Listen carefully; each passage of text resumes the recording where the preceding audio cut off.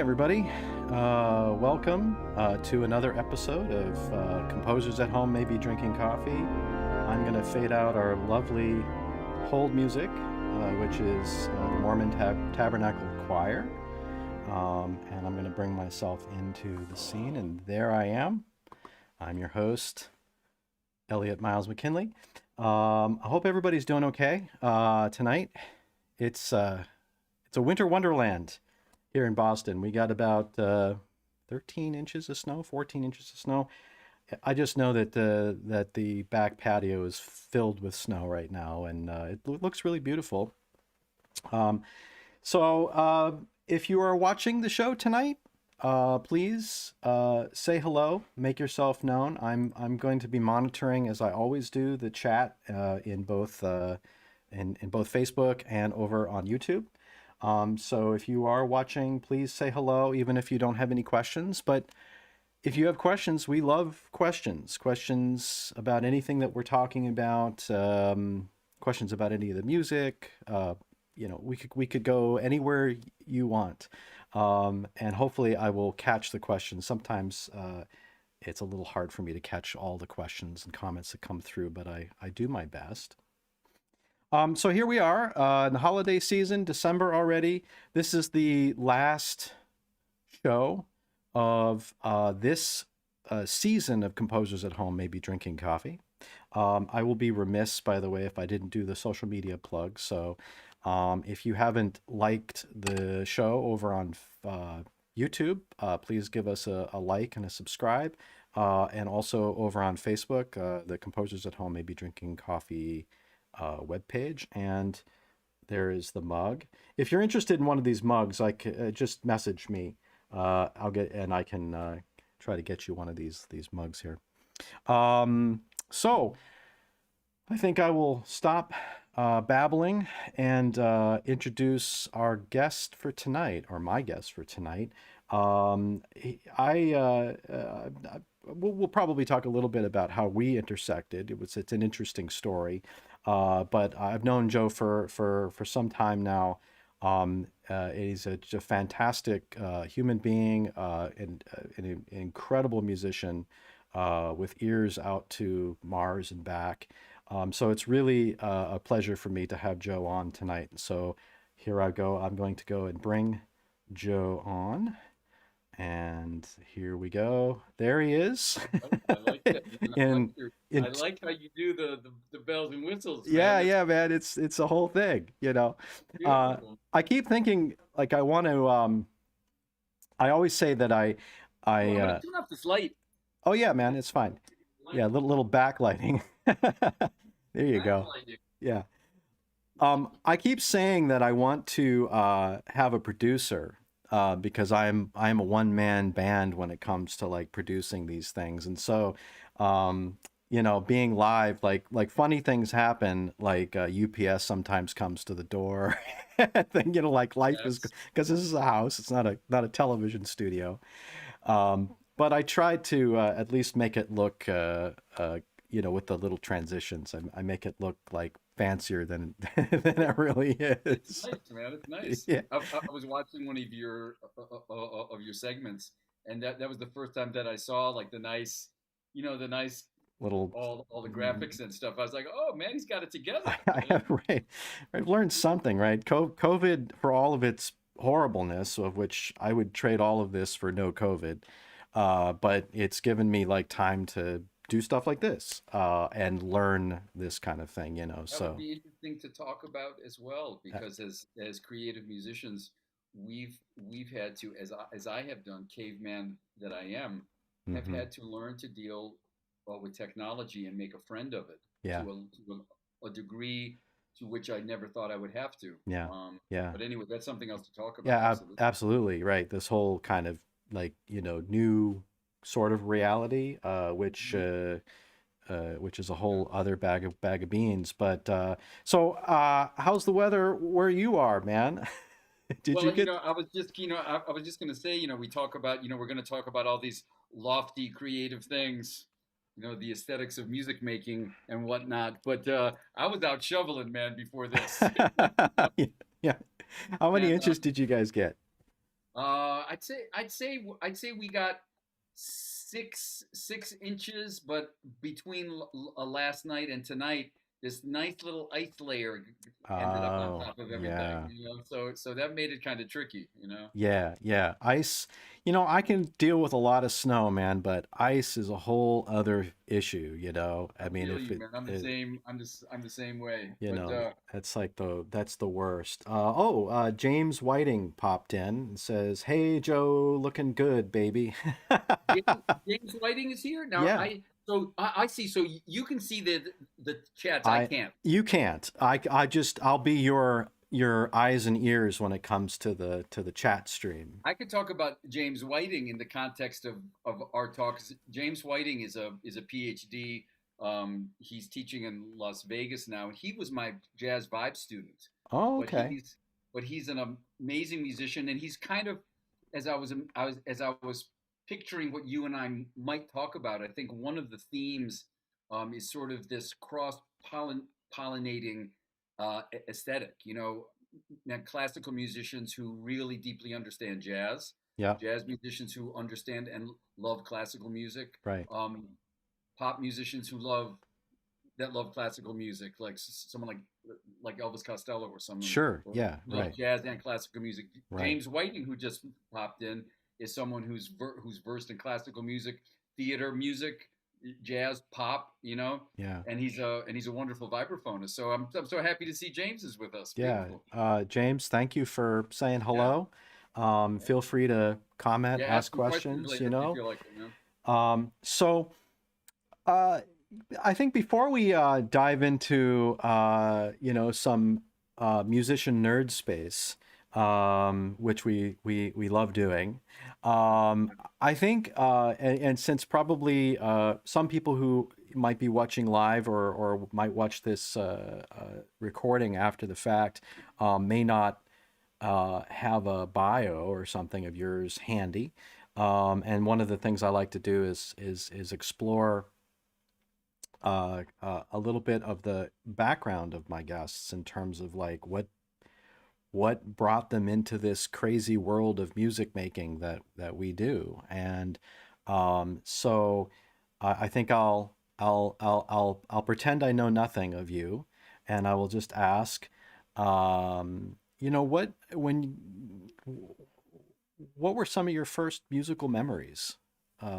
What? Oh, listening to Gregorian chant Wow. coming from the living room when I was trying to go to sleep when I was a little boy is my earliest memory of music. My father was wow, he was a very interesting guy. He was a classics professor. Not and the people always journalists always get that wrong. He was not a classical musician. He Uh-huh. taught Right. ancient But the Latin and Greek. classics. Yeah, exactly. Yes, Yeah. and he taught a course on Chaucer, and he also taught a course Hmm. on Carl Jung and Yeah. Mandala, and he was a very very interesting guy. But he loved music. And my father was not a musician. My mother could sight read piano music. She was the product of a Boston Catholic education, and she could speak French and sight read piano music. But she didn't really need music in her life. My father, who couldn't read a note of music or felt it deeply, and Mm. he would play music on the stereo because he needed it to live. Um, Right. Yeah. so it could have been Yeah. Gregorian chant, or it could have been a Mahler symphony. He deeply loved Mahler Mm. and Bach. Wow. And one night, my father listened to the Sergeant Pepper album 12 times back to back because he just got that deep into it, Yeah. Yeah. So those are my earliest memories, and I think also one of the earliest recordings I remember being in my collection, in my parents' collection, and maybe it was my older brother Chris. He was 12 years older than me, so I had this influence of these older siblings. I had an Hmm. older brother and older sister, but it was an album called "We Shall Overcome." Pete Seeger live at Carnegie Hall, Okay. Yeah. 1953, Yeah. and it's really interesting, Elliot, because for me, there were things in my in my DNA from childhood, Mm-hmm. where they make an impact unwittingly, and you don't know that you're Right. carrying those things with you. Right. And there's a piece on the Pete Seeger album called "Who Killed Davy Moore," and Yep. it's right, and it's a song about a boxer who dies in the ring. It's a Bob Dylan song, unrecorded by Bob Dylan, but I did it on my last album, Mm-hmm. Yeah. Yeah. You made a video and too of that. Yeah. Yeah. yes, and it took a long time for it to come to the surface, but Mm-hmm. that goes all the way back to my earliest memory of music, Right. and I it also is sort of a metaphor for a lot of things happening in this country now and passing the buck. The metaphor of passing the buck. Mm. So anyway, those are some of my earliest musical memories. It was I had the musical influence of my father's love of music, my older brothers and sisters who were turning me on to stuff when I was a little boy, turning me on to Blind Faith and Procol Harum and Hendrix and Mm-hmm. all this cool music, Crosby, Stills and Nash, Joni Right. Mitchell, Right. Right. and my mother taught me how to read music. I take a piano lesson with her every Sunday morning. It would always end in a fight, but somehow somehow it sunk in. So Right. those are my early memories, and that was growing up in Rochester, New York. Yeah. Wow. Wow.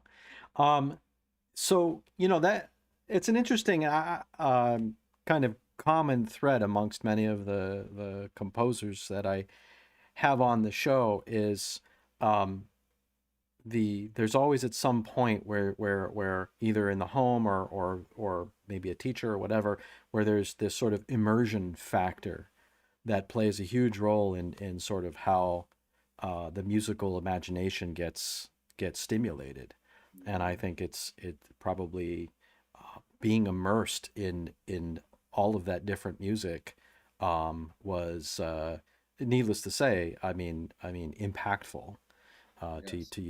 to use a term that's often used. Yeah. Yeah. Um, so so here you are, swimming in the deep waters of a lot of different music. And what brought you into um, beyond the Sunday lessons with your mom?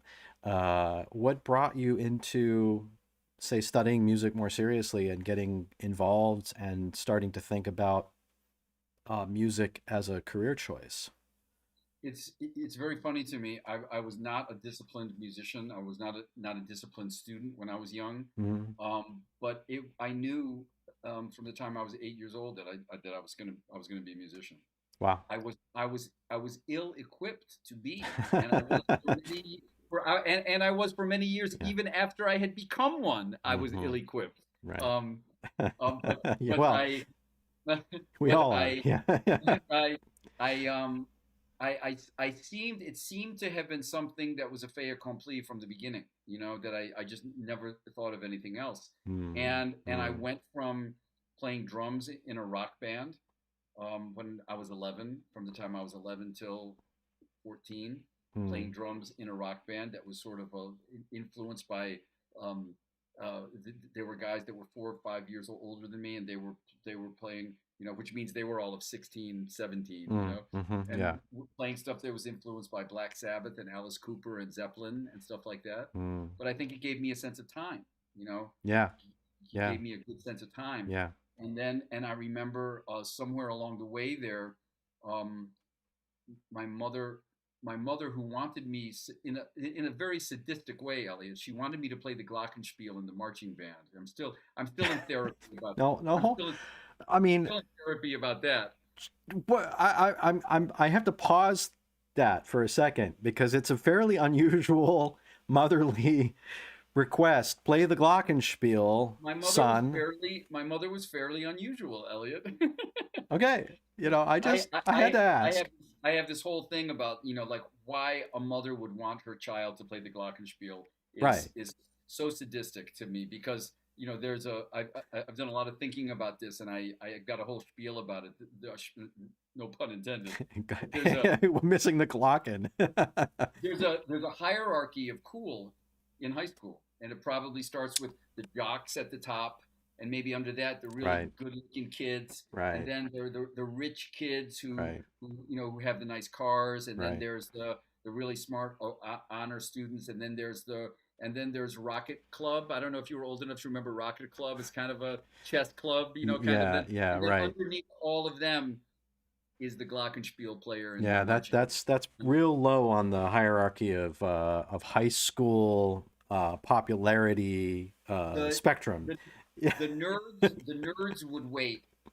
The nerds would wait to after school to like kick the glockenspiel player's ass and take his lunch money. Yeah. Okay, that's Right. how Right. that's That was it. That was it. so Right. It was kind of like, right. Right. so Um. so so why she would want me to play the glockenspiel, I don't know. But she came into my room one day, and this is when I was playing drums with that rock band and taking piano lessons with her, and she said, "Joe, I saw an ad in the newspaper for something called a vibraphone. I think that's like a glockenspiel. Let's go ahead. Let's go take a look at it." Yeah.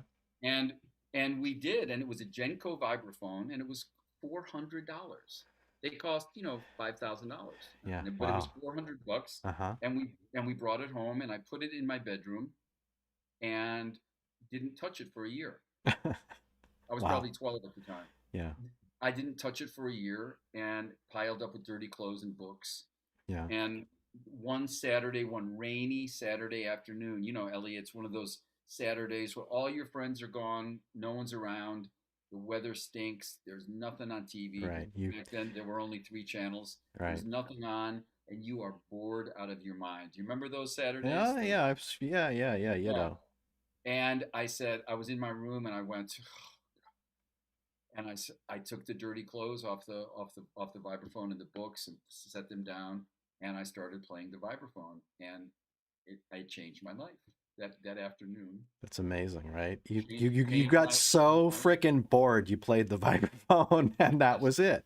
yeah, and it literally changed my life. And I've thought about this. I've thought about this since, and in an interview I did somewhere along the way, rather recently, in the last year, um, it hit me that I've told that story many times, but what hit me for the first time was the fact that my mom, her name was Mary, somehow she knew. Hmm. Hmm. So the joke about the glockenspiel and her being a sadist and wanting me to play the glockenspiel, what's the deeper truth is Yeah. that on some level she knew She knew you had sort of that mallet future. that that was my instrument Yeah. because she Yeah. brought me to it. Yeah. you know and Yeah. that's a very deep thing. Yeah. Yeah. And it became my life's work. you know I don't and yeah so I yeah. mean, I was gonna say like so this is some early teens, right? You said 12, 13, Well, yeah, I got basically. the I was 12 when I got the The vibraphone, vibraphone, so and 13 maybe. 13 probably when I took the clothes off and started playing, and I Sweet. got real serious real fast Now, about it. yeah, now did you then play it in like the high school bands? Did that become your instrument, or were you still doing other Really percussion? interesting. I was playing in the rock band, Uh-huh. and I had written a song, and I brought it into this rock band they had stacks of amplifiers, and it was like I said, Alice Yeah. Cooper, Right. Right. and I brought it, and I said, guys, there's a song I'd like to play the song on vibraphone. Well, we tried, and it just wasn't flying, you know. Mm-hmm. And I was already getting into I had gotten a couple of jazz records, and I was delving into that, and I just Mm. started going. The drums started to take more of a, and the vibe started to go up, Right. and Right. and by the time I was 15, I was playing vibes professionally with an organ trio, and I was a vibes player. You Yeah. know, Wow. Wow. um, What we've got some people, by the way, I'll pause your life story. ah, Some people saying hello and commenting. Patrick Overturf says, fortunate to learn from one of the masters. Thank you, Joe. oh, Patrick, hello, Patrick. Oh, beautiful. Thank you so much for being with us. Yeah, Very thank nice you. of you to join us. Let's see, and let's see, Christos Rafaelides. I think it's if Christos Rapelides, he's one yes. of the great vibraphonists in the world. He said you should have And listened to your mom with a hat with a laughing laughing emoji. Christos. We've got Nancy Nisperos. I think cool Oh, Nancy, story. thank you, Nancy. Thanks for joining us. Wow, And a sweetheart. former student of mine who's also a composer and a percussionist, Rob Funkhauser, said, "Hell yeah, Jenko." Yeah, Jenko. Yeah. Oh man, I have to tell Rob. I have to tell Rob, man, that vibraphone. I was doing a concert.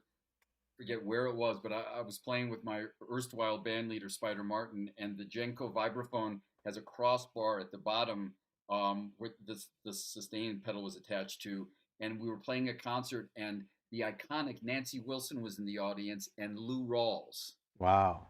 and I was playing a song, and I was so excited. Nancy Wilson and Lou Rawls were in the audience. I was probably 17, and I was so excited, and I was playing, and feeling good, and Yeah. I heard a snap, and I Oh looked down, no. and the crossbar had broken in half, and the legs of the vibraphone were starting to flay out like this. Oh And as I was no. playing, the vibraphone was getting Lower lower and lower. and lower and lower and slowly going down. And by the end of my solo, I was playing the vibraphone keyboard was on the floor, and I looked out, and Lou Rawls was like this in the audience, shaking his Oh head. God. Wow. Not a Wow. proud moment, but I stand by my Jenko. I got it fixed, and I played it for several years after that, man. Wow. Wow. Um, Rob's, oh, by the way, Rob, hi. Rob says, I use your mallets a lot in my museum. He said, Museum. when did you learn what you wanted out of voicing for the vibraphone? That's a good question that we can Oh yeah, talk about. So we'll hold that question. yeah. And Nancy wants to know, was that song written on the vibes?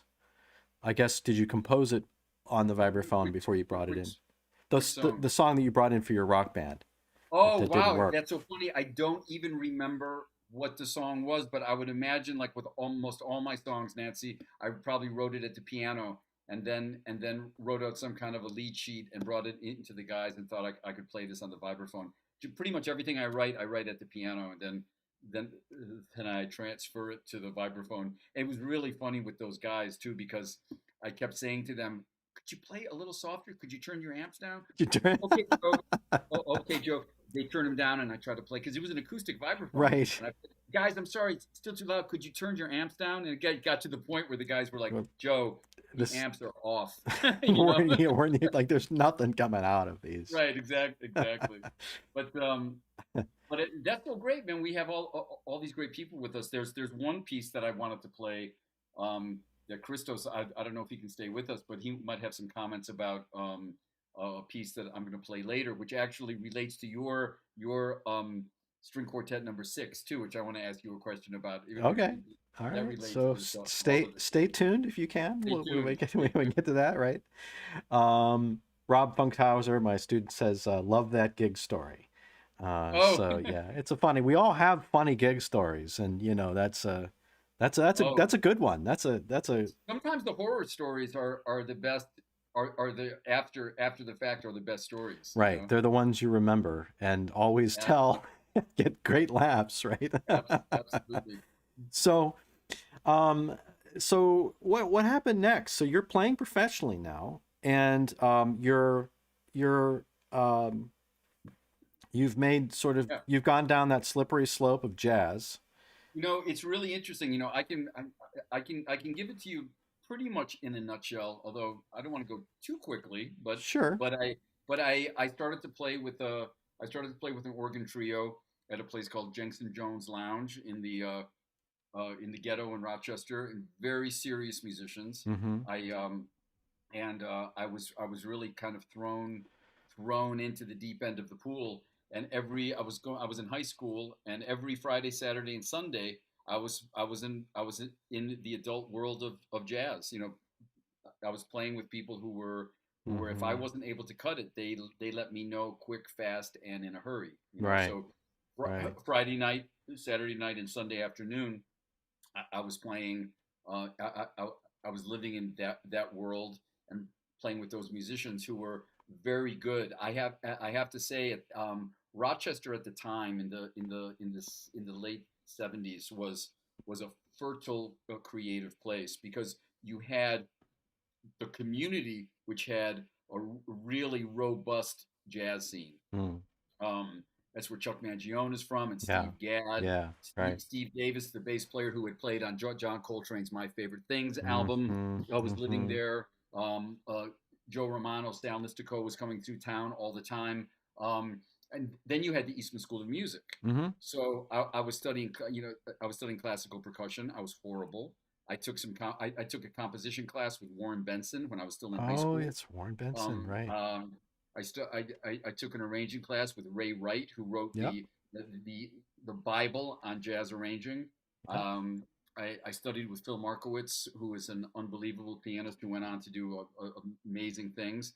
And I would be a fly on the wall at rehearsals for everything from the Rochester Philharmonic to there was a thing called the Arranger's Holiday, where Mm-hmm. a name artist would come through, work with the orchestra, and then it would culminate in a concert. And I used to sneak into those rehearsals. Stan Getz, Jerry Oh, Mulligan, yeah. Bill Woods, Clark Terry, Dizzy Gillespie, and Yeah. I would sneak in and be hiding in the theater just so I could hear the rehearsals, praying I wouldn't get caught. And sometimes I got caught. But it was an amazing thing, Elliot, to years and years later. Yeah. A couple of experiences. There was a that stage, the Eastman Theater stage, has a lot of power for me because of the fact that I was this kid Mm-hmm. hiding. Yeah. The emotions Just just come right to the surface when I yeah. start talking about this stuff. Yeah. I was Yeah. that kid hiding in the dark Mm-hmm. so I could hear the music. Yeah. And Yeah. two things happened to me in the course of the last like 5 years. One, I was inducted into the Rochester Music Hall of Fame, and I accepted the award Wow. on that stage. And Wow. it's a and again, it's an award that and that Pee Wee Ellis from James Brown's band, Mm-hmm. Mm-hmm. had received. Ron Carter, the great Yep. bassist, Yep. Steve Gadd, Chuck Mangione, Mm-hmm. many people. So it was a real honor to receive that Yeah. acknowledgement and to receive it on that stage. Yeah. And I Yeah. thought that was the brass ring for me. It couldn't get Yeah. The it couldn't World get any better. Series of right. But Yeah.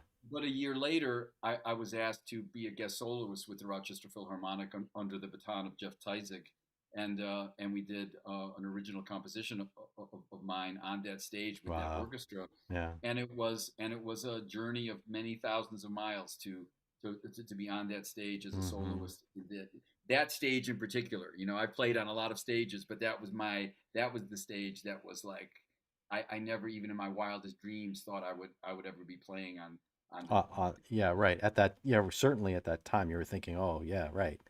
the Uh. stage of the theater where I had Yeah. been hiding behind the Yeah. chair so I Yeah. wouldn't get caught. It's interesting how these things can come sort of all the way around, and then you're at a different point, Yeah, but you realize how um, you realize much further down the road how important uh, a place or an event can be in your own life.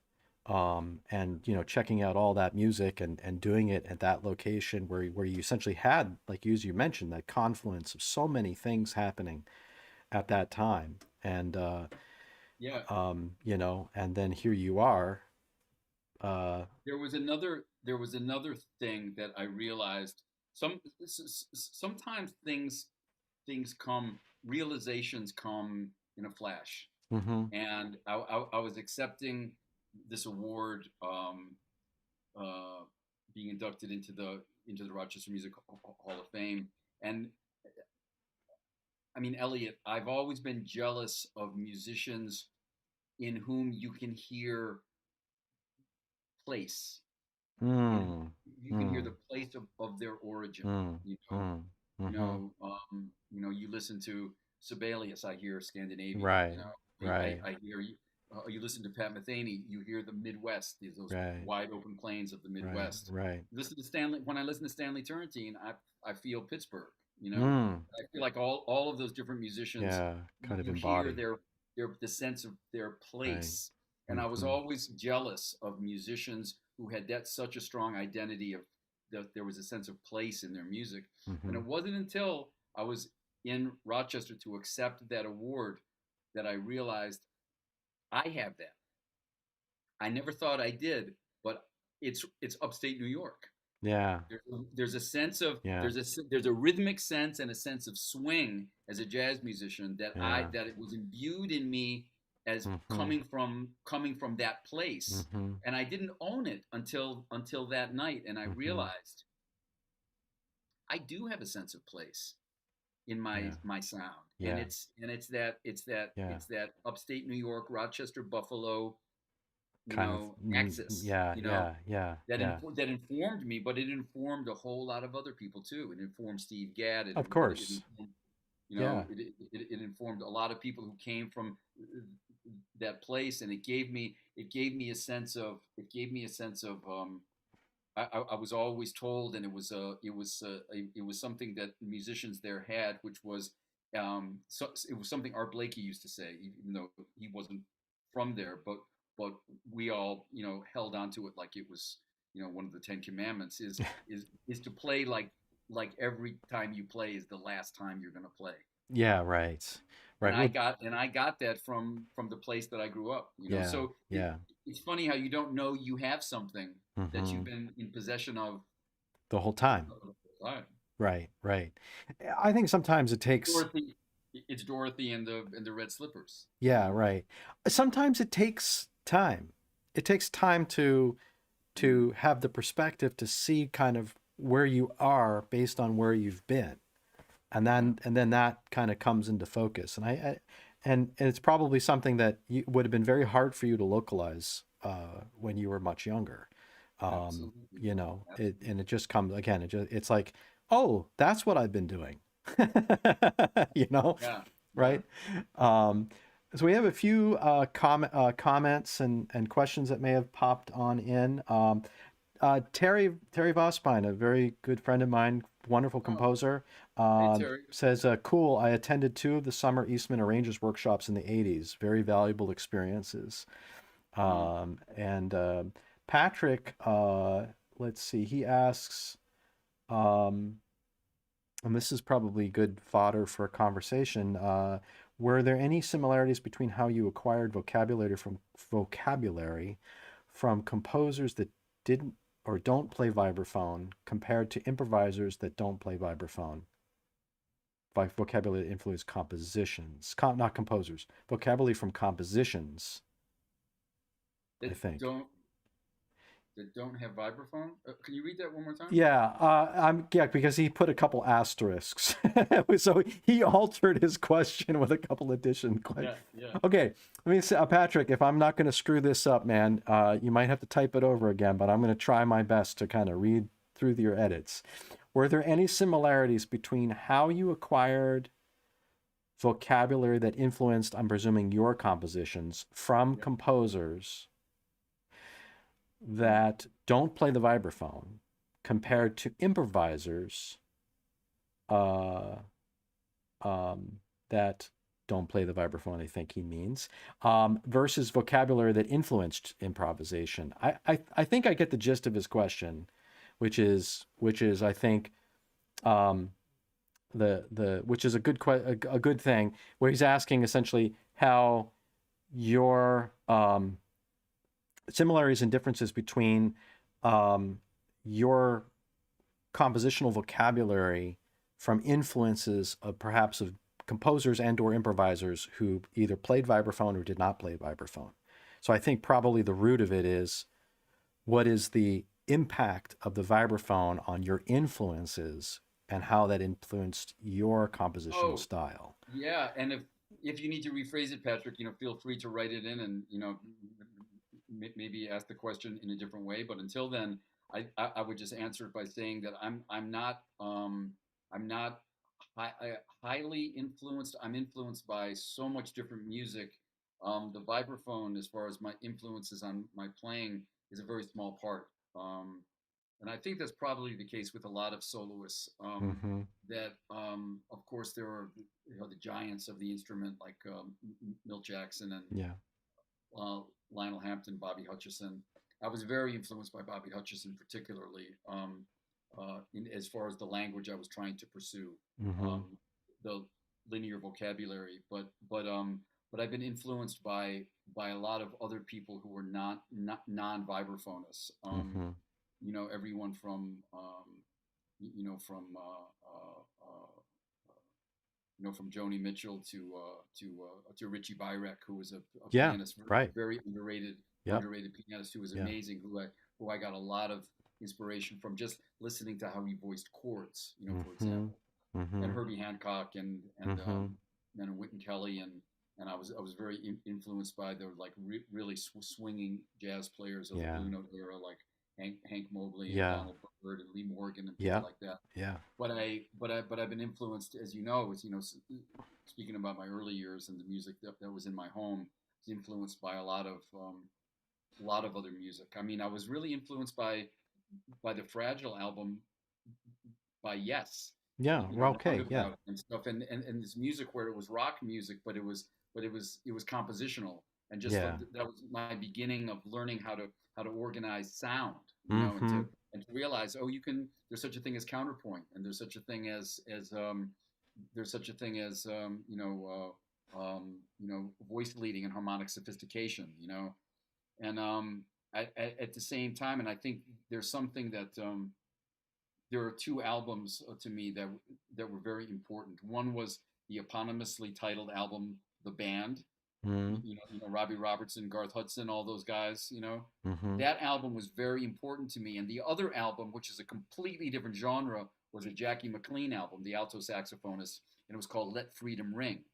And and I those albums were like the the the bedrock of my musical influence. And the reason, the connection between Levon Helm, Robbie Robertson, and Garth Hudson and Jackie McLean, is the fact that those albums were incredibly honest albums. They were Mm. both albums Mm. where they didn't try to polish the mistakes out, but that the flaws in in the music itself is what made it attractive. Yeah. It was Yeah. very real Yeah. music. The Yeah. band was a rock band that was playing like a very Yeah. Americana kind of music, Right.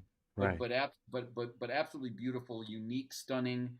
And Jackie McLean was singing through his horn from his heart. Yeah. And I think that my life in music has sort of gone along like that. Being influenced by jazz, but also being influenced by rhythm and blues and rock music Mm-hmm. Mm-hmm. and um, and creative pop music and singer songwriters. Very Mm-hmm. much influenced by singer songwriters. Mm-hmm. Song is very important to me. Yeah. So those were some early influences, and they had nothing to do with the vibraphone. Yeah. Yeah. Um, yeah, and Patrick said that apparently my reading of his question, he said nailed it. Apologies for the poor wording. No, No great. problem, man. I understand. And feel free to ask more questions too. Uh, and this is interesting. So like I think before we maybe play a little music, um, I wanted to um, maybe somewhat related to that because that question is sort of about how you uh, what you were drawn to in terms of like your musical influences, which you just pointed out, and kind of how your primary instrument affected that or did not affect that. But sort of to continue that thought, um, do you have any idea or notion at this point of how your formal training played into your uh, uh, your ideas as a musician? Because these are often things that students will ask, right? It's sort of like, well, why do I have to study this or whatever, right? They're good questions, Yeah. right? Very, very little. I had very little formal training, actually. By the time I was, I like I said, I was a terrible student. Mm-hmm. I was studying mallets with Gordon Stout and Dave Mancini at the Eastman, and John Beck, Hmm. gave me some lessons. But I was trying to be a good student and study orchestral snare drum and marimba and timpani.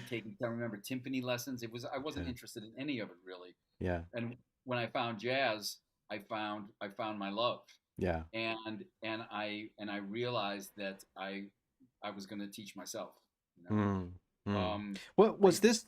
I just actually want to play not devil's advocate, but just to ask the question: did you know at that time that through jazz and through your love of jazz and realizing that this was a world that was um, you know um, very rich and very ripe with possibility and a lifetime, as you and I both know, yeah, a lifetime of exploration. And I still don't know anything about it. I've been doing it for this many years, right? I couldn't agree more. So, I couldn't agree more. it's that old thing: the more you know, the less you know. Man, Um, don't I? That's becoming realer and realer. yeah, isn't it, man? Once, Yeah. there's a certain point where you just say, "I'll If never." Christos is still here, you agree with that, right, Christos? Man, we were just talking about that the other day. Yeah, Yeah, I'm yeah. sorry. Go No, ahead. no, no. But so when you had this realization, was your uh, kind of logical uh, connection to the notion that you would basically have to be teaching yourself, or would go your own way in terms of just absorbing the music and just literally learning on the bandstand? Was it because you didn't see opportunities to study kind of in a quote unquote conservatory or music school or whatever this case may be environment, the kind of way and the kind of music that you felt most drawn to, or were there other factors involved, or was that not even a consideration? Was it just sort of like, hey, I'm just going to do it? When it comes to playing jazz, learning jazz in a conservatory is a very distant second best Mm-hmm. to learning it in a mentorship sort of way, Right. um, in Right. an apprenticeship. I was learning from musicians that actually lives were they were living, breathing that music, Yeah. and they weren't teaching it in a classroom. They were living it in everything they did, and then bringing all of that experience to the bandstand with them at night. And I was learning. Those were the people I was learning from. Yeah. I mean, I remember things have changed. I feel like I was very fortunate. I felt like I was some of one of the last era of Yeah. where a young musician could have that experience. You know, I Yeah. would I would there's I think this is important to talk about, and Yeah. it's been I've been thinking about it a lot lately. Steve Coleman, who's a brilliant jazz saxophonist, he gave a talk online a few days ago, and I wanted to hear what Steve had to say. And he said his intellectual rigor is amazing. Mm-hmm. He created a sort of a genre of music called M bass in the Yeah. '80s. Yeah. Right. Right. That Yeah. was really and he's a brilliant cat.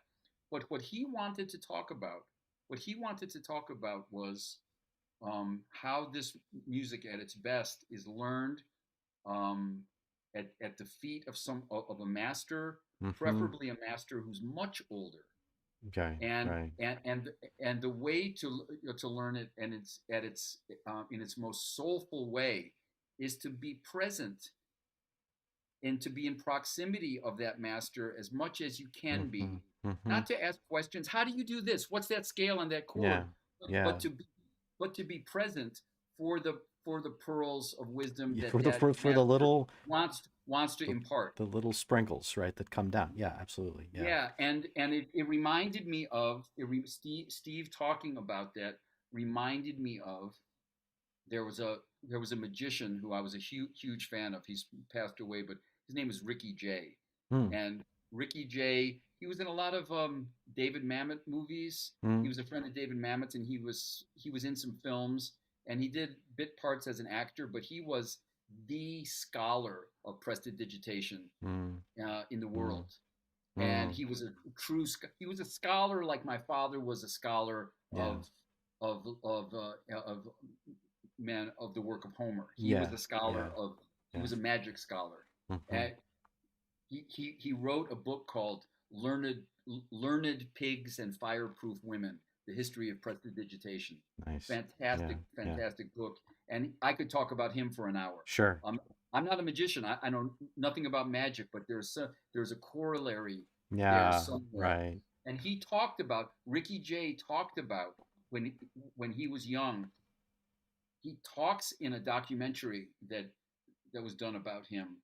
He tells a story about moving to a city and living in that city because there was a master magician who he wanted to learn from. So he Mm-hmm. moved to that city and started going to the guy's Mm-hmm. shows. Mm-hmm. And after 6 months, he was able to say hello to the guy. Right. And after a year, Right. the guy said, "Hey, come on, kid, let's go out and get some eggs after the show." Right. Right. And when they went out to breakfast over those, it makes me emotional because the depth of soul in that Yeah. Yeah. apprenticeship, Yeah. you know, and he said at that breakfast, he showed me a coin trick, and he said that was it. Yeah. I needed to be Yeah. around him, and And if I'd asked him to show me something, he wouldn't he show wouldn't me. show But it to you. but I Yeah. was present Yeah. in case he wanted to impart something to Right. me, Right. and that's what I was Yeah. doing. Yeah. That's what I was Right. that's what I was doing. Like is to be there, man, and to pay attention, Yeah. and to pay attention and to be on the bandstand. And sometimes, I would get the gift of an older musician, totally, man, cursing me out Sure. for Because something inappropriate that I did, and yeah. I would learn from that. And Yeah. Yeah. and and man, I said to Mulgrew Miller, the great Yeah. pianist, Yeah. that was a terrible loss I when we know. lost Mulgrew. I asked him one time. I said, Mulgrew, you played in the bands of both Woody Shaw and Bobby Hutcherson, two of the, I called them at the time, harmonic outlaws. These Mm. very guys Mm. with incredibly sophisticated Mm-hmm. harmonic Mm-hmm. concepts. Mm-hmm. I said, did you ever ask them about their concept? And Mulgrew said, I had too much respect. I just kept quiet and listened. Yeah. And Yeah. there's something very soulful about Yeah. that. In the same way, in the Ricky Jay story, Mulgrew's saying the same thing basically. I was Mm-hmm. present, I was Mm-hmm. respectful. Mm-hmm. Just to ask someone, how do you do that Yeah. when they had spent a lifetime getting there? There's Yeah. something not, there's something wrong with just saying, Yeah. So Uh, yeah, so this is it's a huge topic, and it's a very important topic too. This notion of when you're speaking, I keep thinking about all of the stories in my life, but also stories and people I know, and the great stories of exactly that process that you mentioned, which is be present, be ready, and be interested, mhm. because you don't know when that, like you said, whether the little nugget will come or whatever will, that there's something that can be said in passing that might be one of the most important little lessons you'll learn, and you won't realize it unless you're paying attention. Yeah. And it's kind of also this idea of apprenticing, where I keep thinking about like the guys that apprentice at say recording studios or whatnot. Like the first Yeah. year, it's basically, don't touch anything, just make coffee for the clients. Yeah. Yeah, man. And it's sort of like, what am I learning there? No, you're learning. You just don't know that you're learning, but you're there. You're in the scene. And then eventually you get to you actually get to like roll up the cables. Like you get to, you do that. That's the next thing you learn. And then you get to touch the mics, and then you get to, interview, like eventually you get trusted, and then eventually these things start happening. And That's a real corollary, man. That's a great example. yeah, and it's one of these things that is difficult. We got some people that ask some questions. I'll get to them in a second. We could talk about one of these things for for 3 hours. Oh, we So let's. could, we could, because this I've been actually thinking a lot about pedagogy. Mhm. um, because here I am, I'm a my Yeah. day job is a university Yes. professor, and I'm teaching Yeah. quote unquote composition theory, Yeah. electronic music and stuff, and I'm doing it. When I think about my bosses, who are nice people, and I think about in education, everything is about learning outcomes and assessment and about measuring those objectives. And Yeah. the incompatibility with the way of learning that you and I mean, I also went to music school, Sure. but uh, and I had classes and stuff. But I'll tell you about some of my classes. Some of the classes that I had at New England Conservatory of Music had no measurable learning outcomes in terms of like how you would have to do it in terms of specific metrics, Yes. where the educators and the review boards and the accrediting bodies want to measure. Yes. My Yes. theory, my undergraduate theory class, which was 18th and 19th century harmonic practice, that was the first and second semester. Wow, man. That's what it was called, and it was taught by Joe Maneri. And Joe, Joe Maneri. yeah, Yeah. Joe. Yeah. If you do you know Joe? I mean, I mean, I don't he's know, but I know of him, certainly. Yeah. um, and basically what Joe would do is his door was open, and we would go in at I think our class was like at 11 o'clock, but Joe wouldn't stop talking. It was like Joe had a class that ran all day long, Yeah. Yeah. and you were just there for an hour of it, like whatever was happening in that hour. Now he would stop and say, well, you guys were supposed to read this chapter or whatever it is, and we would put our assignments up on the board.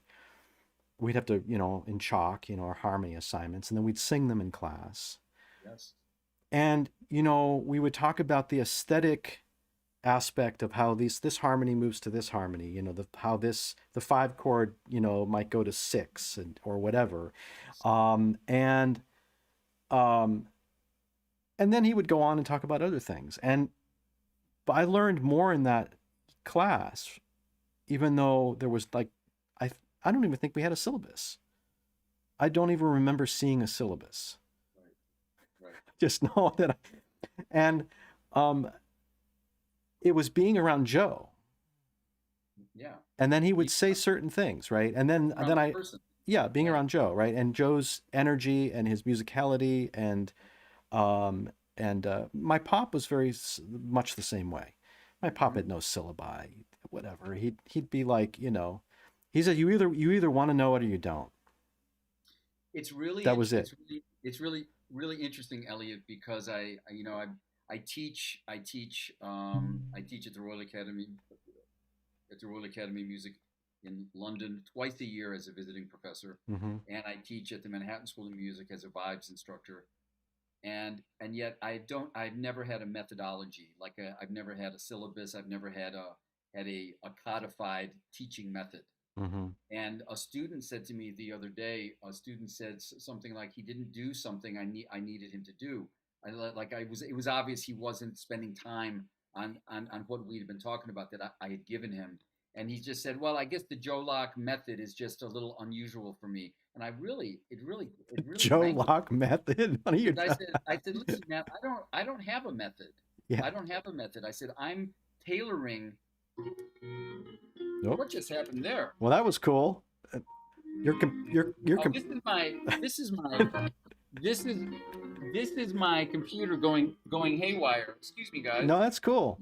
Maybe this is a good segue to play some music. But But I was anyway, just gonna. But I said to him, I don't have a method. I personalize what I give to to every single one of my students, and hmm it's not easy to do that. I could phone this in. Not that having a codified method means you're phoning it in, but I said I can't phone in what I right, teach because right. I'm looking at you and what you need as a student, and then personally trying to give you those things that you need. So please don't talk about the Joe Locke teaching method because there is none. There is right, You know. right, But right. anyway, Yeah. teaching is a really interesting thing. We could talk about that for a long Oh, time because I we have a lot of respect for people who, for me, it's still a bit of a novelty because um, I, I have 3 students at the Manhattan School of Music. hmm They're it's a groove. I teach a couple times a year at the Royal Academy, Mm-hmm. and I've had, on and off a few private students, but I have not made my living as a teacher. I mean, ever. And Mm-hmm. so teaching for me is still, there's still a novelty about it. But for the professor who teaches day in, day out, year after year, and maintains Yeah. the ability to inspire Mm. students and deal with a bureaucracy on top of that, man, I'm serious, man. I have Well, utmost admiration, I and and somehow maintain your own creative life, right. which I know you do. I do. I'm not entirely sure how I managed to juggle all of that. You're also It's looking you're also looking at the Roger Williams University Chair of the General Education Curriculum and Planning Committee. That Now sounds talk about exhausting. bullshit. That sounds exhausting just hearing that Yeah, title. it is. It is. I don't even want to I don't want to talk about that because I want to talk about music. But nobody really understands what it is that we really do, which is another thing. And it's Mhm. it's funny because and then we'll play some music because also we can learn through the we can talk about learning through the music because actually that's really where it's at. When students ask me about music and first day of like basic musicianship, I'll throw some sheet music up in front. I'll say, see this? This isn't music. Right, right. It's not. It's the sound in the room that's happening with that's the music. Yes, This is yes, just shorthand so musicians can go, oh yeah, I remember that. yes. And people get focused on certain artifacts and realize that no, it's about the sound. And so um, uh, in composition lessons, one of the things I always do, 90% of what I do when I teach composition is have my students listen to things. Oh, you got to listen to this, you got to listen to this. Come back to me in a week and tell me what you learned. Yeah, And if they don't do the listening, they're not serious. How come you absolutely. didn't listen to this piece? Oh, I had like my math homework. Well, You you're don't. wasting my time. But you don't really want it if you're not listening to music, because that's what music is all about. Right. You know. It's that's where you learn. That's where you learn. When I teach orchestration, like if a composition student wants to learn how to orchestration, of course you can go to the book and the book will say, the instrument goes between this range and it sounds like this down here, whatever, and this fingering. That's all technical stuff. Anybody can learn that. Yeah, But if you really want to know how to write for clarinet, yeah, get clarinet music, listen to it, and then copy it out by hand on paper while singing it yeah. and imagining the sound of the clarinet in your head. Where And did you get that? Who? Where did that come that's from? my dad. My Because dad that, my because that's dad really profound, man. had us. Yeah, well, but he that's not it, it's he got it from, I think his teacher was Nikolai Lopatnikov, whose teacher was Prokofiev, who, like, in other words, then eventually Bach, right? Like Bach learned from copying Vivaldi scores But that's why this is a river we put our feet in, and we have the privilege of being in the river for a little while, for a few and it's an years. apprenticeship, Yeah. whether it's jazz or classical music. At its best, Mm-hmm. it's an apprenticeship, it's mentorship, and it's passing that torch down from generation to generation. Mm-hmm. That's it. It doesn't matter the genre. You know. No, no, no. Genres are just different ways Yeah. of sort of different linguistic inflections, Yeah. right? Absolutely. You know. Absolutely. Um, We got a couple comments and then we'll play some music. yeah. Oh, Rob Funkhauser, because I think when I said I use your mallets in my museum, you did not. He goes, for clarity, I help run the museum for the Percussive Arts Society. Oh, Yeah, right on. Okay. Cool. yeah, which Cool. he does. Rob's in Indiana. I Um, used to, I used to rob. I used to be able to play with any mallet. I would take some. I would take a stick and a ball and wrap some yarn on it, and I was good to go. And now it's like the Princess and the Pea. Oh, this is 2 centimeters. There needs to be three less wraps, or I simply can't. I simply can't function. Oh, I need it to be half a gram lighter, Yeah, or right, right. This. I simply, I simply can't phrase in the way that I become. It's amazing, man, because I remember being like playing with anything and I was cool. Right, exactly, Now, right. You get a couple of matchsticks and you're ready to go, right? now I'm a prima donna, man. It's so lame. We got a okay. So James Whiting said, hold on, let me catch up on the comments, and then maybe let's play a little of some music here. What did Jim Um, say? we have uh, as an improviser, this is James saying, as an improviser, we sometimes have issues committing to notating things for an arrangement, i.e., solo vibe, small, large ensemble, etc. What is your process for capturing your improvisational vibe? And maybe he means that as a double entendre Yes, in a yes. fully notated arrangement. So that's an interesting question. Well, man, for solo vibes, it's the hardest thing in the world, and James knows this. It's because it's you always play when you're playing solo vibraphone. We're improvisers, so we can look at, oh well, this is this chord progression, and every time you play it, it's going to be a little bit different. But when you write a piece out, you have to commit to what this is going to be every time, and Hmm. it's really hard for a jazz musician to do that. Right, Um, I've right. written a That's series. fascinating. I've Yeah. written a series of 6 solo etudes for the vibraphone for non-improvisers, and I work on them with my students at the Royal Academy of Music in London, and they're to help the students, get their pedaling together and dampening and stuff like that. And it was very difficult for me to commit to, okay, this is what it's going to be, because it could be 10 other things. Right, um, right. but you commit, but it's a great exercise to have to commit and say no. Yeah, I believe in this, and I'm going to commit to yeah, this, yeah. and this is what it's going to be. Cool thing, same with you as a composer. I have the option of 3 years down the line saying, you know what, I found something new that would work really nice there, and Right, to right. amend the piece.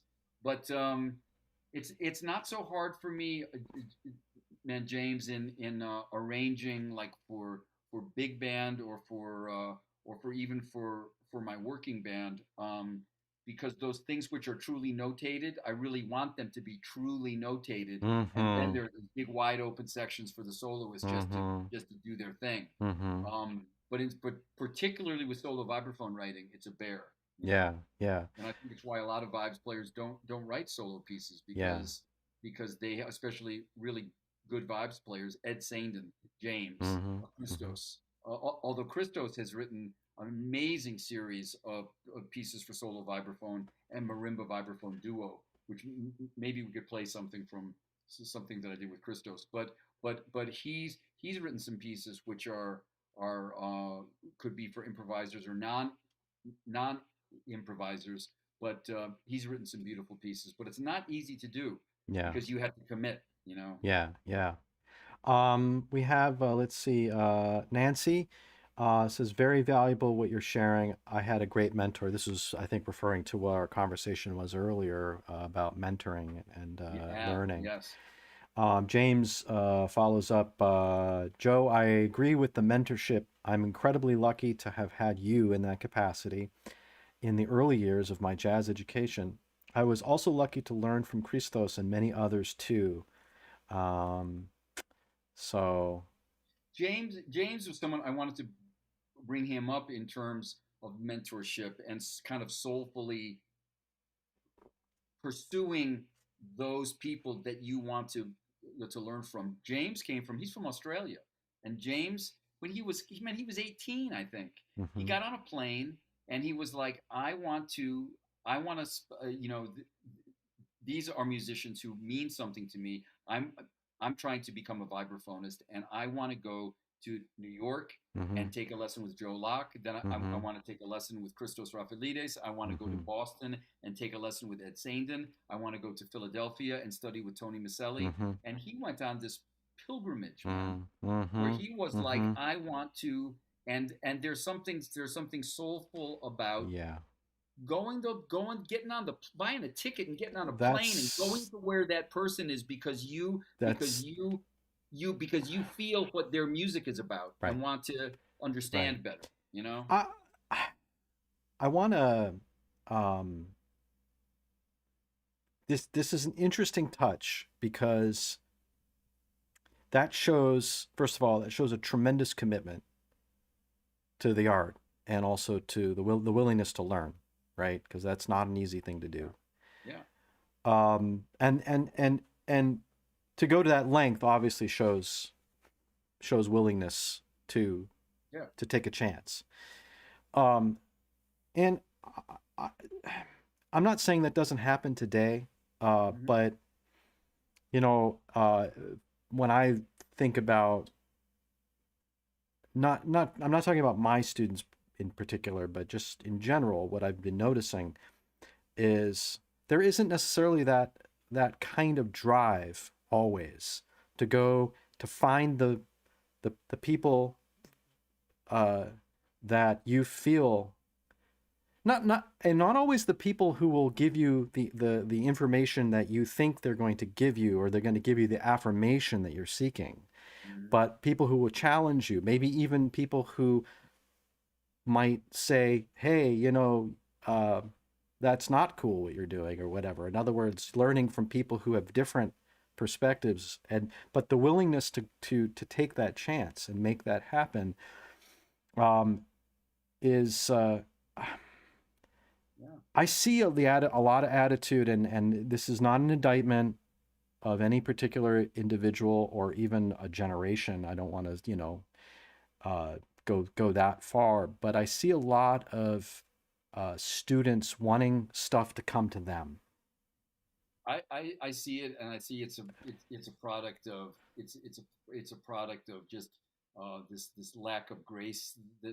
that seems to be endemic now, Mm-hmm. and it's a product of the internet where I get everything comes to me. Right. There's a lack of everything. Everything is It's instantaneous the instant part that's that so you can important. Yeah. contact that you can contact someone who's a master in their field. You can contact them directly on social media and say, "Hey man, how did you do this? Hey man, who's your and which makes me insane because Right. it's like, oh, so not only is there immediacy now, but we don't even have to even have the gauze of pretending that you have respect Right. Because because you can go because it's just to hey yeah, as your greeting. It's like, right, dude, do you have right. any idea So, who you're so addressing? you, you Back know, up. Right. I had people when I moved to New York City, and I had people that I found myself in the proximity of masters, Mm-hmm. and I would call them Mister Yeah. until they said, "Hey, man, my name is Charles. You can call me Charles."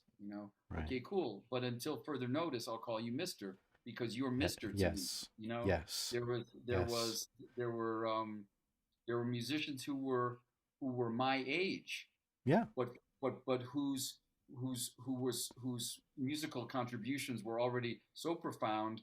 I kept I didn't feign to be buddies with them until a friendship.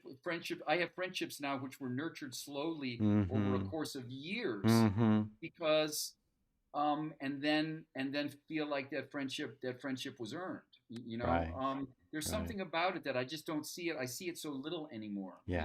Yeah. It seems, and it's I don't want to sound like an old geezer, and I know some young people who are really out of sight who give me faith, Right. you know. But I see a whole lot of people, young people, Mm-hmm. and unfortunately, it seems to have caught on to my generation too of Mm-hmm. just this lack of grace seems to be Yeah. contagious. Yeah. It. So anyway, Yeah. But that's all. It these kinds of things that we're talking about are things that are sort of hitting home for me and things that I've been noticing quite a yeah, bit. and and it must be very difficult, but I want to say too, because I think I would like it if we could play this song of mine called Van Gogh by Numbers, Mm. and it ties into your string quartet too. But I actually Christos Rathalides, who's one of the world's great vibraphonists, he came to me he did his bachelor's degree in Boston and studied with Ed Saint, and one of the great vibraphonists in the Mm-hmm. world, Mm-hmm. and came to me already kind of armed with a lot of knowledge, but came to me to do his master's degree at the Manhattan School of Music. And our lessons became these just joy rides, man. And the reason they were so great is that Christos was so hungry, um, much in the same way that James was. Mm-hmm. But I had Christos as a student for a lot longer, and it became this friendship because he would come to the lesson, and I would show him something that up until then he didn't know, and he would go home and just devour it, Mm-hmm. and come back and go, "This is what I figured out on this," and I would start laughing because it was like, "Oh, I never thought of that." And he has cassette tapes of the lessons where the joy in the room was palpable. Right.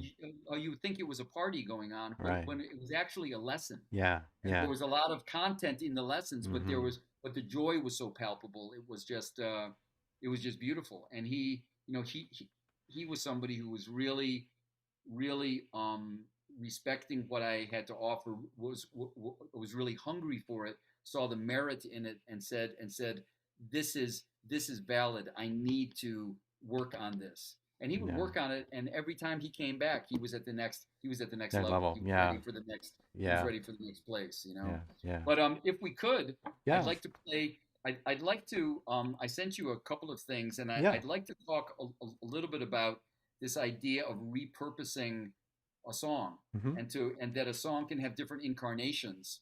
And I sent you a few examples. Yeah. But the the song itself is one thing, and then how you dress it up, the instrumentation that you use, the tempi involved, or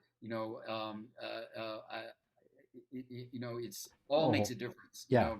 So if we could play the duo, and don't play the whole song, but just give a maybe. Could I give you like a heads up when Yes, we've heard enough? you can give me a heads up when I'll just yeah, give you I'll I'll just give you a sign. I'm But gonna cue this up on my other screen so the folks at home at least can see the cover art.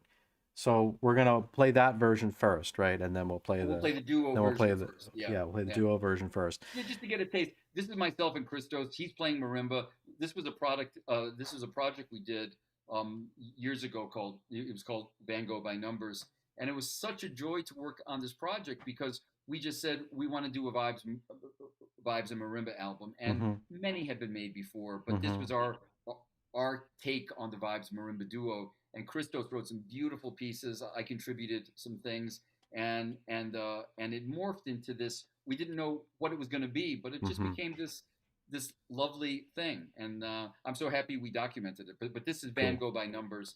We'll just hear a little bit. Okay, cool. All right. I'm going to so we'll take a little listen to this. I'm going Yeah. to switch views, and we'll catch up in just a minute. Let me click over to music.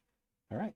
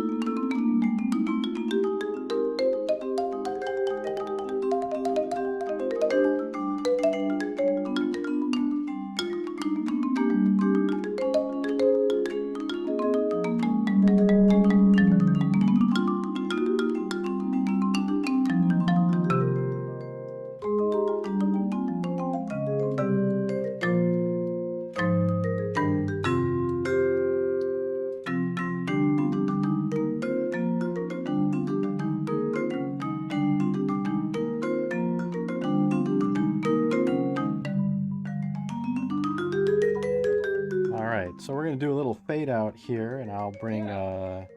bring Joe back into the scene here. Oh man, you got it together, man, Uh, Mr. Studio Ace. I love it, man.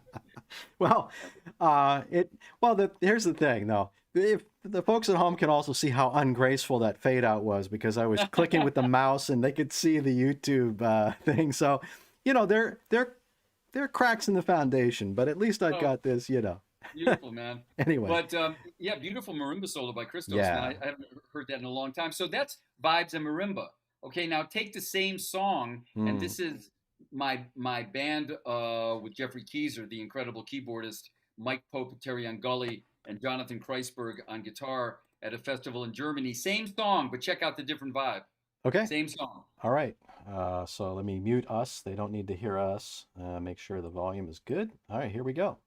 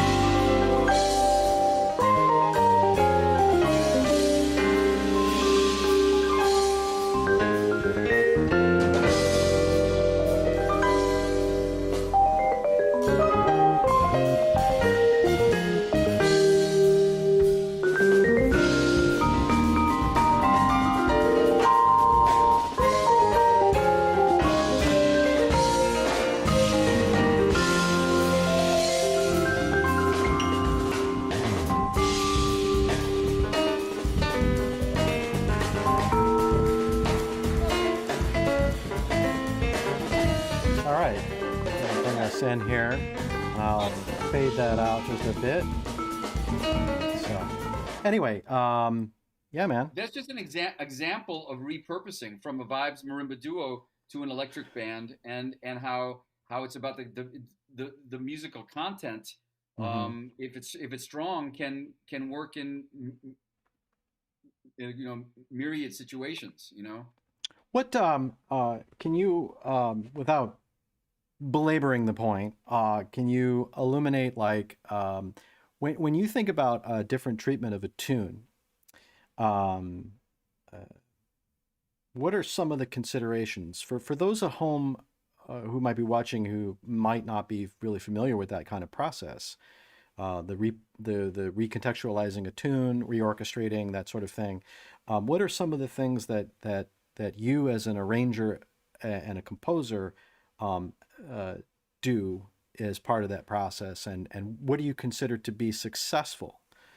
Uh, like what is your, I guess if you will, your your baseline for success when it comes to a transfer of a original material?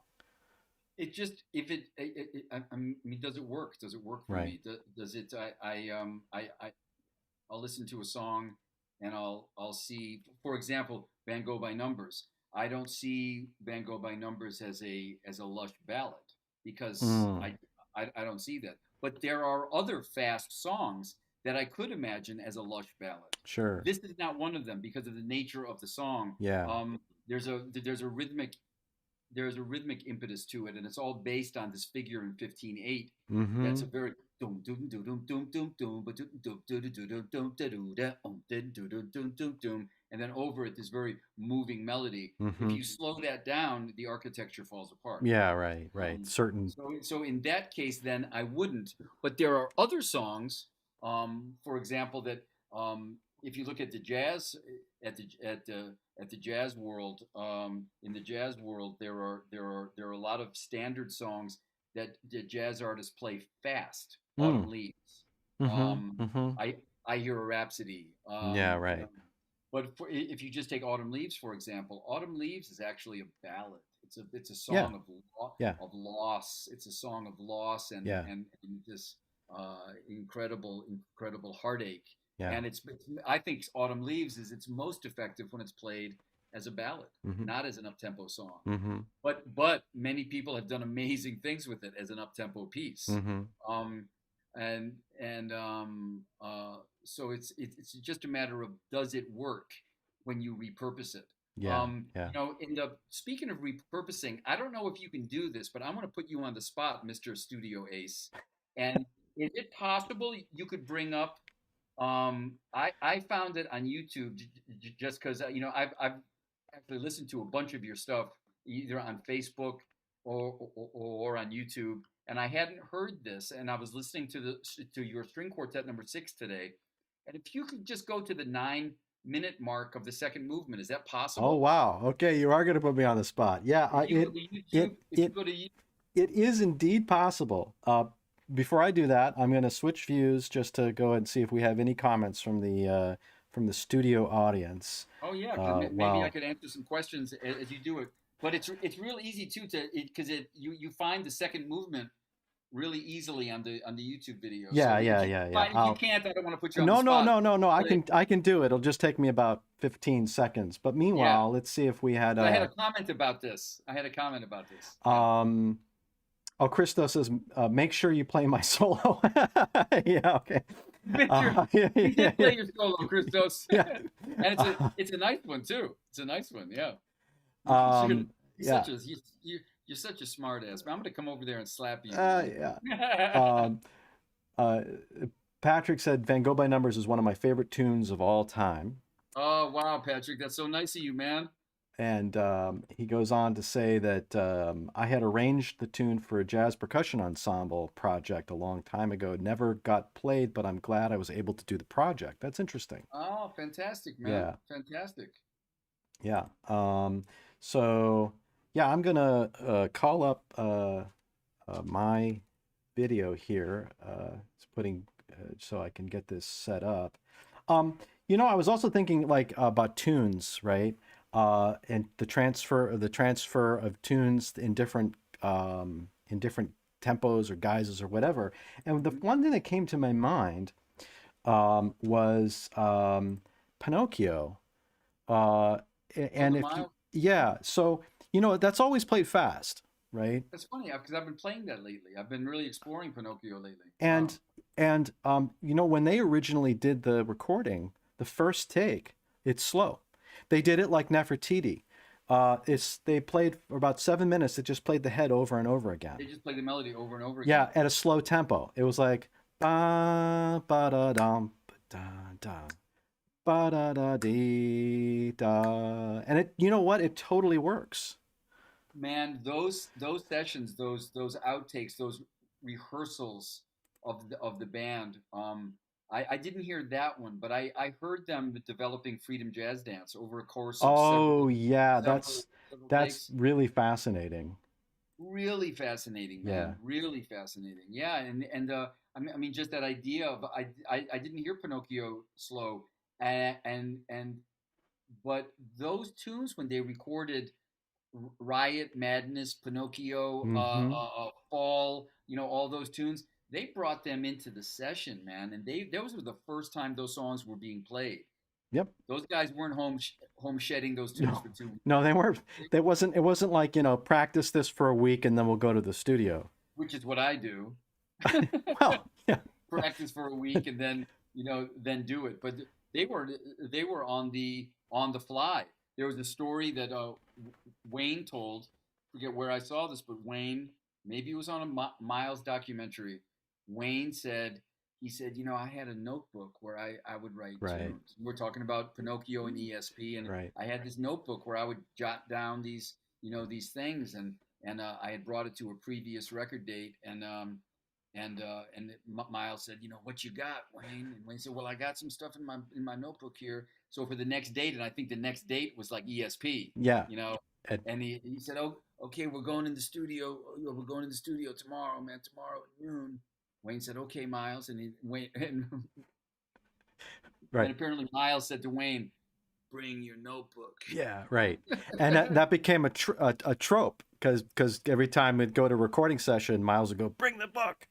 Yeah, Man, I didn't, and I hadn't heard that story before, but it's so great, man. Bring the book, man. You right. know. And they would just Miles would just grab like, "Let's do this," And sometimes it would be you like he know. would take it and take a piece of it and turn it into something else. You know. Right. It would Man, like In a Silent Way was not how Joe Zawinul imagined In a Silent Way not to at be, all, not but at it all. became. And you can hear them in those in a silent way sessions. You can hear them working their way through it because they played it kind of as Joe's ballad version with the changes on the outtake, and you could hear it kind of wasn't really working. And I don't remember John McLaughlin actually tells the story of kind of how that evolved, but I forget exactly how it happened. It was just I think maybe it was they were noodling around during a break, and Miles said, "That's do it that way." It's again, man. It's this thing of this brilliance of being in the moment and using the time in the studio, not just to document something that you have perfected, but the Mm-hmm. studio becomes a member of the band. The studio becomes an instrument. Right, You know, right. It it's just become like we've never been in this moment before, so this is going to be something new because this moment is new. You right. know, It becomes that's a that's courage. lab. That's courageous, man. Yeah, yeah. That's I musical courage. absolutely. And it's it's funny. It is one of the kind of differences between say um maybe classical, and I'll put air quotes around classical, Mhm. the classical scene and say improvised music like jazz, where you know you wouldn't think to just go in and start sight reading a classical piece and thinking let's just like lay this down for a record. That's that's about the furthest away from a classical musician's mind. Yeah. When usually it's we've played that, the piece gets played a whole bunch of times and everything like this, and then they lay it down. But But I have to say now, also now, and with most of my music, it's you wouldn't do that either. I wouldn't bring in any of my original music into someone and say, okay, let's make a record. Okay, read this, play this. mm, Although I know a lot of musicians who could do it, sure, but but I wouldn't want to do it. And if you notice those songs, those melodies are all except for Freedom Jazz Dance, that was written by Eddie Harris. hmm, Um, they're just little they're motifs. They're yeah, these yeah, little themes. Not a lot of ink on the page, no, so they can get right to and this other they place. can build, they can build the what, yeah, I don't want people to forget Van Gogh by numbers with the electric band because it relates right to this 9 minute mark of your string nine quartet minute number. mark. Okay, so I actually have, so it's quartet number 6. I've got it queued up at the 8:55. So And I here's like, just want you to just play yeah, about a minute of it. I will. Let me bring us into the scene here. All right, so I will open it up for folks to see the score. And all right, let's check it out.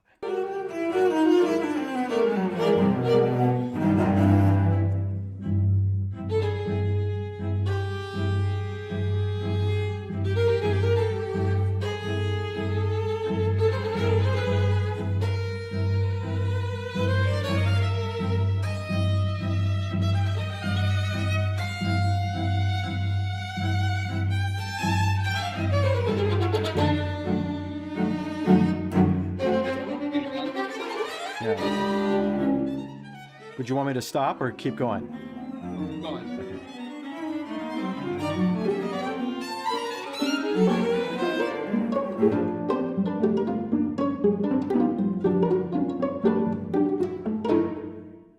Okay, stop right there.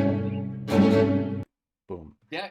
And then it goes on. That to me could totally be repurposed into the Van Gogh by Numbers band. That band could totally take that and turn it into like an electric jazz thing because of what's happening melodically in the Mm. lines above and it's grooving underneath. It gets to this Yep. place where it starts off there's like you're playing this rhythmic like tattoo, and then it becomes this more insistent groove, Mm-hmm. and it's grooving. That could be like a fusion piece, man. Or I wouldn't even say fusion because I hate the word fusion, but Right. it could be a Right. it could be a piece that with the same instrumentation as the Van Gogh by Numbers piece that you heard, with electric guitar, bass, electric bass, and keys, and all the material that's in there could be repurposed. It's a string quartet, but that material Mm-hmm. I totally hear as a piece for jazz, for jazz grooving. And it's interesting, and I'll sidestep because this is my music and I don't want this to be about me, but I want to ask you about you hit the operative word, how you hear something, Yeah. and and this also sort of doubles back to the notion that music is sound, right? Um, and so like this stuff here on the page is just uh, a reference point. um, but um, I think your musical experience and your depth of knowledge and your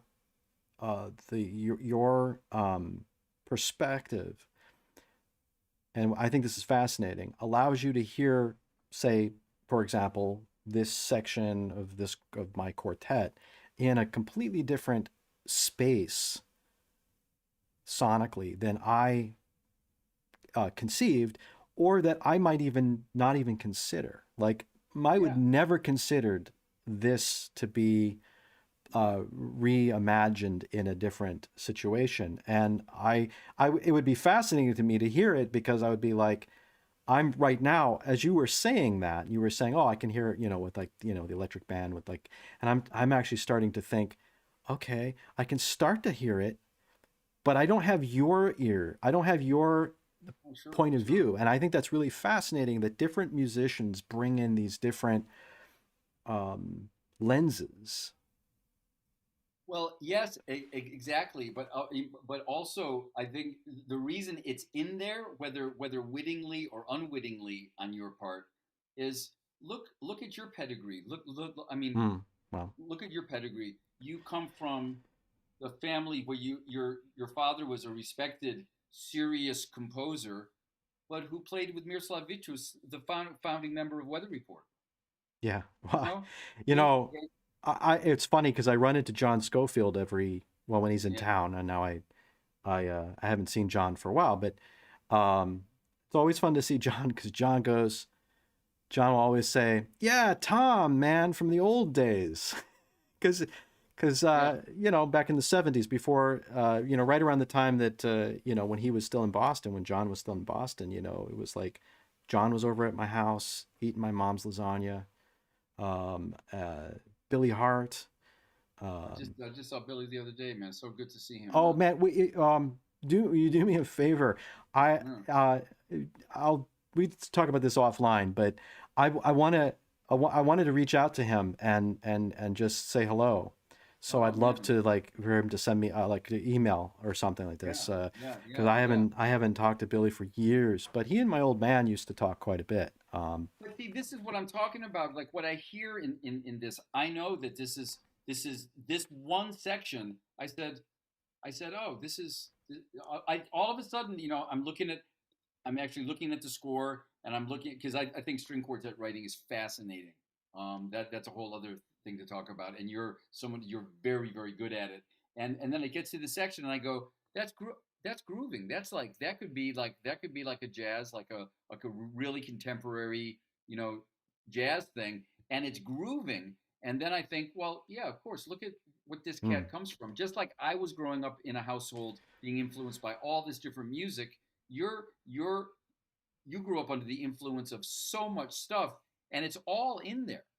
yeah, It's all in there, man. it You know, that's true. And I think about that more and more now that I'm older.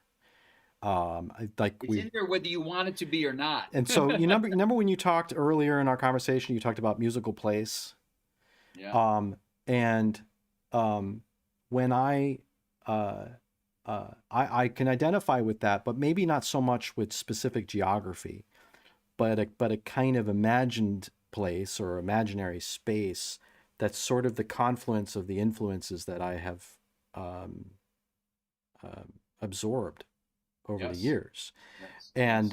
And the impact of my father's music as a composer and hearing him play. I mean, like for me, uh, uh, growing up, the sound of comfort. You know how we have sometimes we have sounds or smells that bring us back to a sort of a sense of like everything is right with the world. Hmm. And for me, it was the sound of my parents at work in the house in their Hmm. studies. And it was my mom with her electric typewriter. I can remember the sound of that electric typewriter Wow. because, she was an English professor. Talk about she was a Chaucer scholar, by the way. Wow, she would have gotten along. She and my Uh, dad would have had a lot to yeah, talk about. Chaucer and James Joyce were her Wow, man. to play. Wow. And then my dad in his studio, and every few minutes I'd hear like a really cool chord come out, and then another chord, and like so he'd work on ideas, you could hear it, and that just meant everything was cool. Like the like World was the everything was world. right. I mean, I was that was my comfort level as a kid. That meant like everything was absolutely totally cool. Wow, And then the man. smell of coffee and cigarettes too was also That permeating the house. But yeah. that's, you know, That sounds like a I'm sure it had its issues, but that sounds like a really soulful house, man. There's yeah, something too I was about coming lucky. from I was man, very lucky, and I consider myself very lucky in that regard. man. Um, I come from, and it's funny. Maybe this is a segue to share another piece because the thought to me of the sound of the typewriter being comforting for you. There's something really touching about that. We don't have that sound anymore. that's true. We There's don't. something about a typewriter. So Tom Hanks, I think it's Tom Hanks. He's a collector of old typewriters.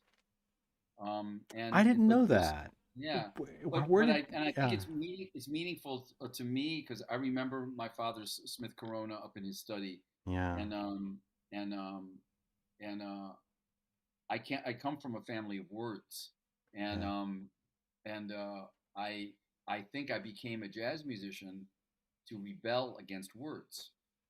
Interesting. Playing this instrumental music. We had Hmm. books all over my Hmm. house, and Hmm. both my parents were people of literature, and we had so many books in the house. When you'd go upstairs to use the toilet, if we had company over, you go and on the back of the toilet tank were Yes, great books. You know the series, The Great Books. The Great Books were stacked on the toilet tank. man. It was. There was nowhere else to put them. Yeah, like the downstairs bathroom where my old man would usually do his thing. Yeah, It was books every man. It was like biographies of Stravinsky and yeah, scores and shit everywhere, man, and piled yeah. up, and it was like I just to get to the toilet was a mission.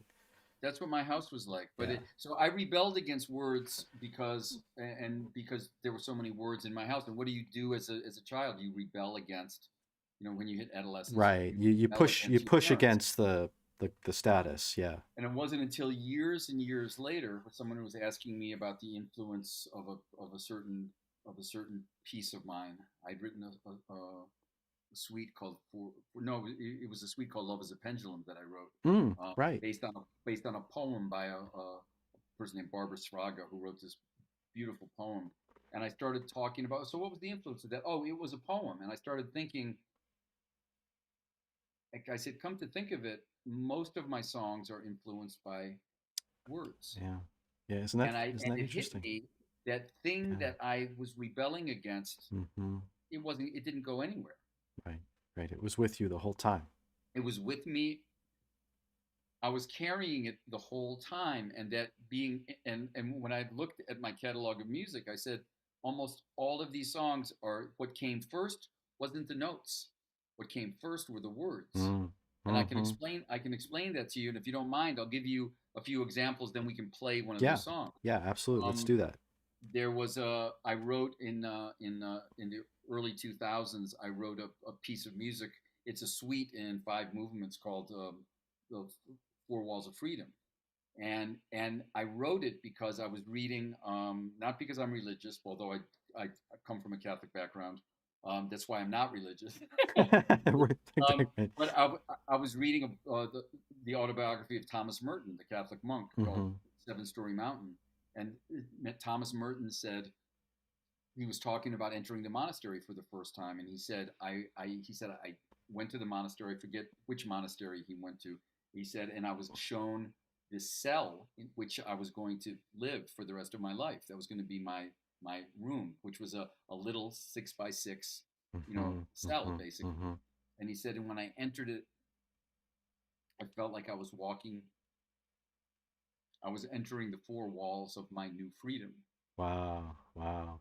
And I read that phrase, and I got Goosebumps goosebumps. because yeah, yeah, And because of it, and I said the four walls of my new freedom, and I thought, what a paradox that is. That thing which would be imprisoning right. is actually liberating. Liberating. Yeah, yeah, Is actually yeah, liberation itself. yeah, yeah. And I stewed in that for a little while, and then I thought to myself, what are the four walls of freedom in music? Mm-hmm. Fascinating. And Yeah, I thought for me, those four walls are melody, harmony, rhythm, and form. yeah, And yeah. and it's within the walls of I'll call them parameters. Within those parameters of understanding melody, making friends with making friends with those things, like those walls Right, that Thomas Merton right, made friends with, making right. friends with melody, harmony, rhythm, and form. Yeah. Those within the limitations of those things is where I'm truly free as a musician. Oh, absolutely, absolutely. And it's only because of those limitations that I can You find my can be freedom. free. Yeah, Without them, yeah, I've played with Cecil Taylor, man, and it wasn't. I love Cecil, but it wasn't a whole lot of fun. And why yeah, wasn't it yeah, fun? yeah. Because those aren't the parameters on which Cecil Taylor hangs his hat. Right. But I need them in order to be free. So It, so the idea of that is, it started with the phrase, and then the yeah, music came. yeah. I'm gonna have to remember that because it's a really good way of saying something that is a kind of a compositional axiom, Mm, and that is with discipline comes freedom. wow. And the notion of this is that which Stravinsky famously said, and I'm paraphrasing it, said that the most terrifying thing for him was a blank sheet of music paper. Yeah. That he needed to start putting again those four walls of freedom around so that he could create, so that he had the freedom to create. So it was like, okay, well, what am I writing for? In other words, like let's get the parameters in place. Let's And get, then I can then and I then can I play can go with that. nuts. Right. Yeah. Absolutely. And I've done free improv, like free as in I didn't get paid, but also I've done free as in free. That's most of my improv time. But I've also done free as in, like, hey, let's just see what happens. And that's fun. But boy, it's actually really you would think that it's really freeing, but in fact, it's incredibly it, it, uh, it's incredibly dissatisfying after a while. And I was always wondering, like when I was younger, I was always wondering why the hell is this not feeling as good as it should potentially, given the fact that hey, I can do anything I want. And it was exactly for that reason. It was for the reason that you might the first time you do it, it might be like, this is awesome, but it never happens the second time. you know, it's Yeah. because you can't do the thing that you did really great that one time, and if you don't have any parameters, then you have no way to sort of um, shape the outcome in Yeah. any number of infinite ways, Yeah. Yeah. right? Absolutely. It comes through discipline. I don't know if you can you hear We can hear, hear that? yeah, Can you hear that? yeah, It's through discipline that you learn that C minor is a C minor, but that C minor so what can you play? You can play that, or you can play Yep. harmonic minor, Yep. or you can play the seventh mode of Messiaen, Right. or you can get into a little Eric Satie, Yep. or you can go double augmented, Right. Yeah. or Right. you There's a or you can million. play Yeah. double harmonic minor. Uh-huh. Uh,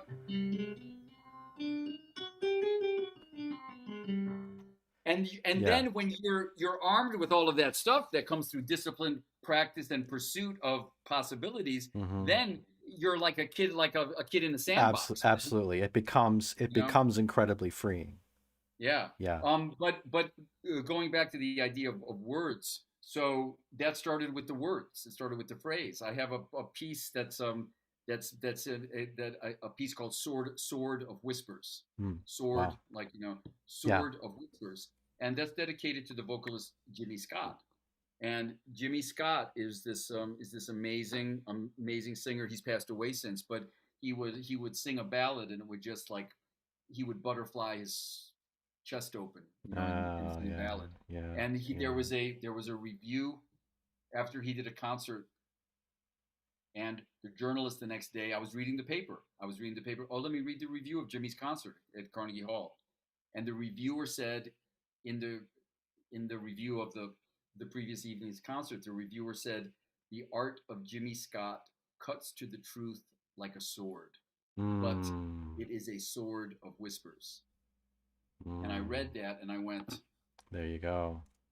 how perfectly to describe the music of Jimmy Scott, Yeah. because this is a guy who'd been through the crucible of life and came out the other side tempered like steel. Mm-hmm. But when you would hear him sing a ballad, it was that was the whispers part. Yeah. And that ended up, I went to the piano, and that became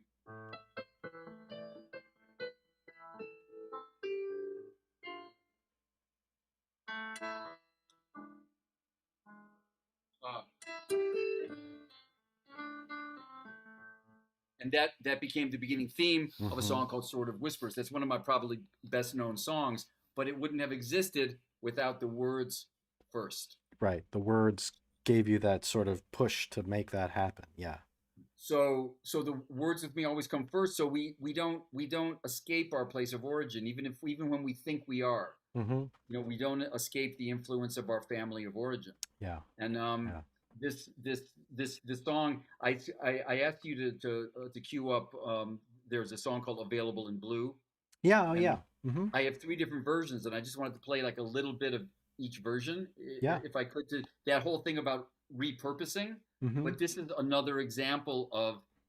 This is probably the simplest song I ever wrote because it's completely diatonic. Okay. And it's probably the easiest song that I ever wrote, the easiest for me to write, and it's probably my favorite. But it also was inspired by words, and in this case, it wasn't reading something from a biography or from a poem. But it was from overhearing somebody say something in a department store. I was in line to buy a pair of jeans, and there was a woman in front of me, and she was holding a sweater or something, and she asked the cashier, "Is this available in blue?" That's all she said. "Is this available in blue?" But somewhere where I was in my head at the time, I imagined she was saying, "I'm available, but I'm blue." Yeah. And I Yeah. wrote a novella in my head about Yeah. this woman's life Talk about just from hearing that phrase, "available in blue." Mm-hmm. And I went home, went right to the piano and wrote.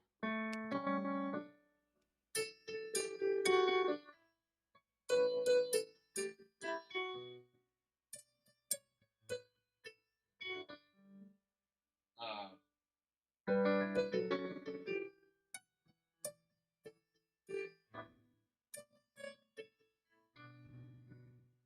Yeah. and it was is this woman. I've thought about this woman has no idea that there is the song that she inspired. She'll never know probably, but Right. I have to thank her, and all she said was, is Is this this available? available in blue? Have you got this in have you got this in blue? But Yeah, right. just this started as a pulse rubato ballad. Pulse rubato. We said sort of like a lot of Coltrane's late Yep, period ballads yep, were yep. pulse rubato. They didn't Mm-hmm. really have a tempo, but they Mm-hmm. moved. And Mm-hmm. so Mm-hmm. it was originally conceived as a pulse rubato ballad.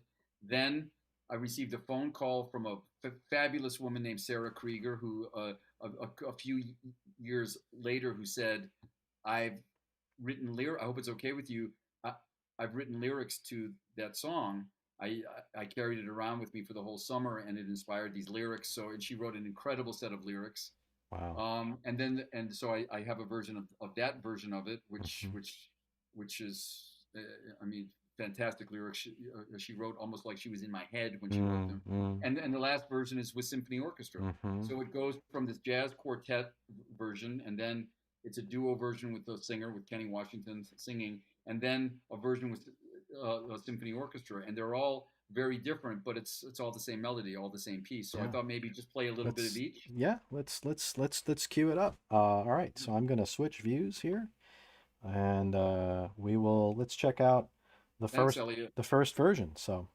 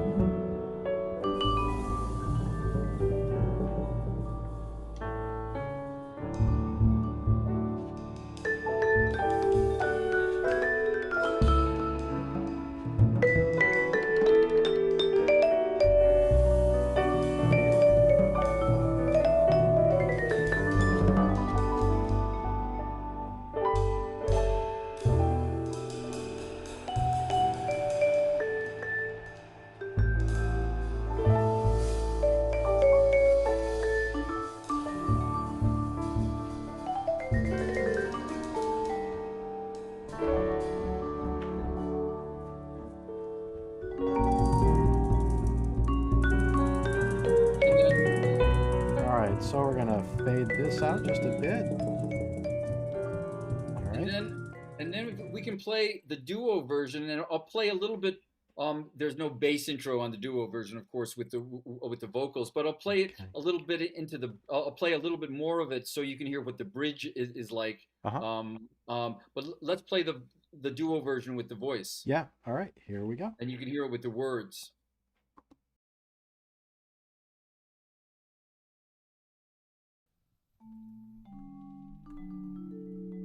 A bird that searches for the sky, a dream that never got to fly, a plaintive wish that won't come true,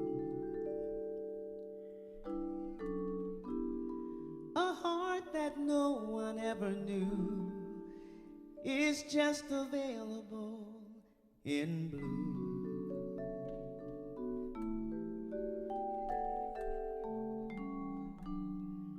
a silent song, a serenade, a promise that was never made, a hope that could not follow through.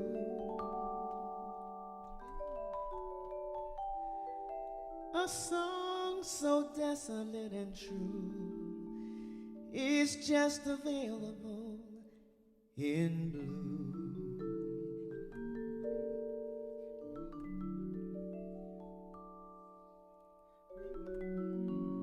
And as the night begins to fall, a shadow dances on the wall, a silhouette of sorrow that reaches for tomorrow, wondering if perhaps another dawn might open up its arms and offer up a dream to hang its haunted heart upon.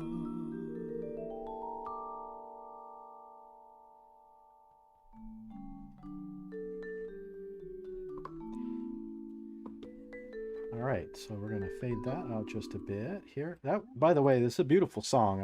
I've heard it once before, but it was a while ago. I haven't heard all of these versions, but it's a really And the beautiful, last man. one, and the last one, we'll just play it. Play a little bit of it. It's the symphonic. It's it's with the Lincoln, Nebraska Symphony Orchestra. And again, it's another iteration. And this because I believe, because it's with a symphony orchestra, and rubato is very hard to do with a symphony orchestra. It has a tempo. It's a ballad, but it has a tempo now. So check this one out. All right, here we go. Oop.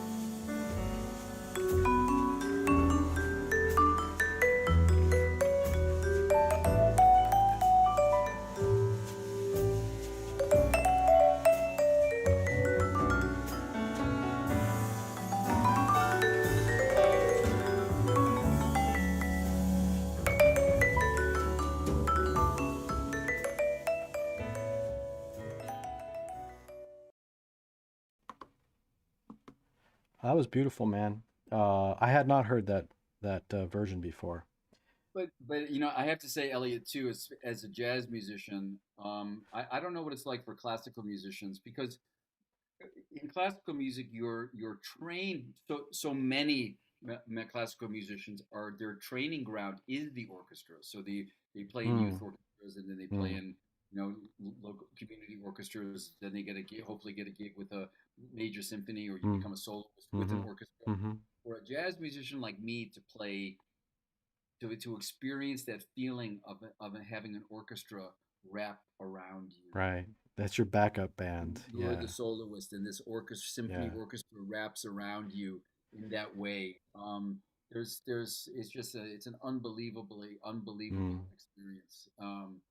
And I listen to that, and I think about that. You know, I think the first time I did it was with the Nuremberg Symphony, mm, Garland mm, and Jeff Keezer, and we were playing some Tim's music.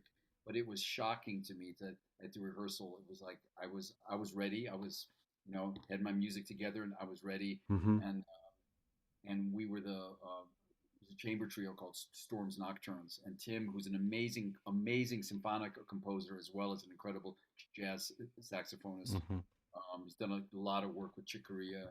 Um, Actually won a Grammy for the, the album he did, all the symphonic orchestrations for the album Chick and Gary did, Oh, right. with, with the Sydney Symphony. Yeah, Yeah, right. those are all Tim's Right. orchestrations. But it was Storms Nocturnes, and I felt the orchestra come in, and it was just like I wasn't You, prepared for it. you, You know, you had a moment of like, oh, wait a minute. it's like, Right. oh my God, this is amazing. You know, so it's Yeah. just absolutely beautiful, Yeah. uplifting feeling. But anyway, those are three incarnations of one song. You know, Yeah. of different ways that they morph and transmutate over time. You know. I'm gonna check and see if we have any of our audience comments or questions. This is such a groove, Elliot. Man, I Oh, could do this. thanks, man. This is fun. I feel like, you know, the two our 2 hours is up, and I feel like we've only We've scratched the only, surface. You know, yeah, we have, and this is one of those things where sometimes it doesn't feel like time has passed, and then like you that's realize what it felt we've too. barely talked, when we've barely scratched the surface, you know. Exactly. So James absolutely love this tune. The tune, and Kenny and you masterful, Oh, and thank you. Christos is wonderful. Well, what a gorgeous tune. Uh, I want to thank those guys, who are two of my favorite musicians, and I love them both dearly. And I'm very grateful to you guys for, you know, for tuning in, and mhm. so kind of you to hang out with us. And you know, if anybody's listening, if you get a chance to hear Christos Rafaelidis music, he's easy to find, and also James Whiting. These are great musicians. They both happen to be vibes players, but they're just beautiful musicians. And thank you guys for joining us. Yeah, thank you for joining us. Vonette Bigford says the bridge from Available in Blue is pure awesomeness. Vonette VB, she's an incredible singer.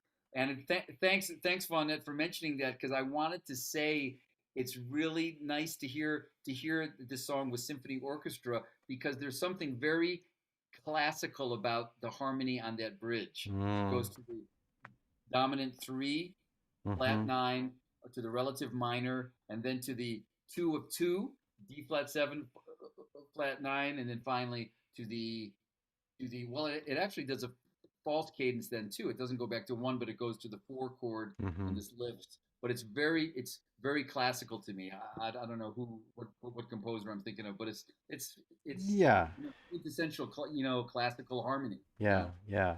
um, The uh, thanks, VB.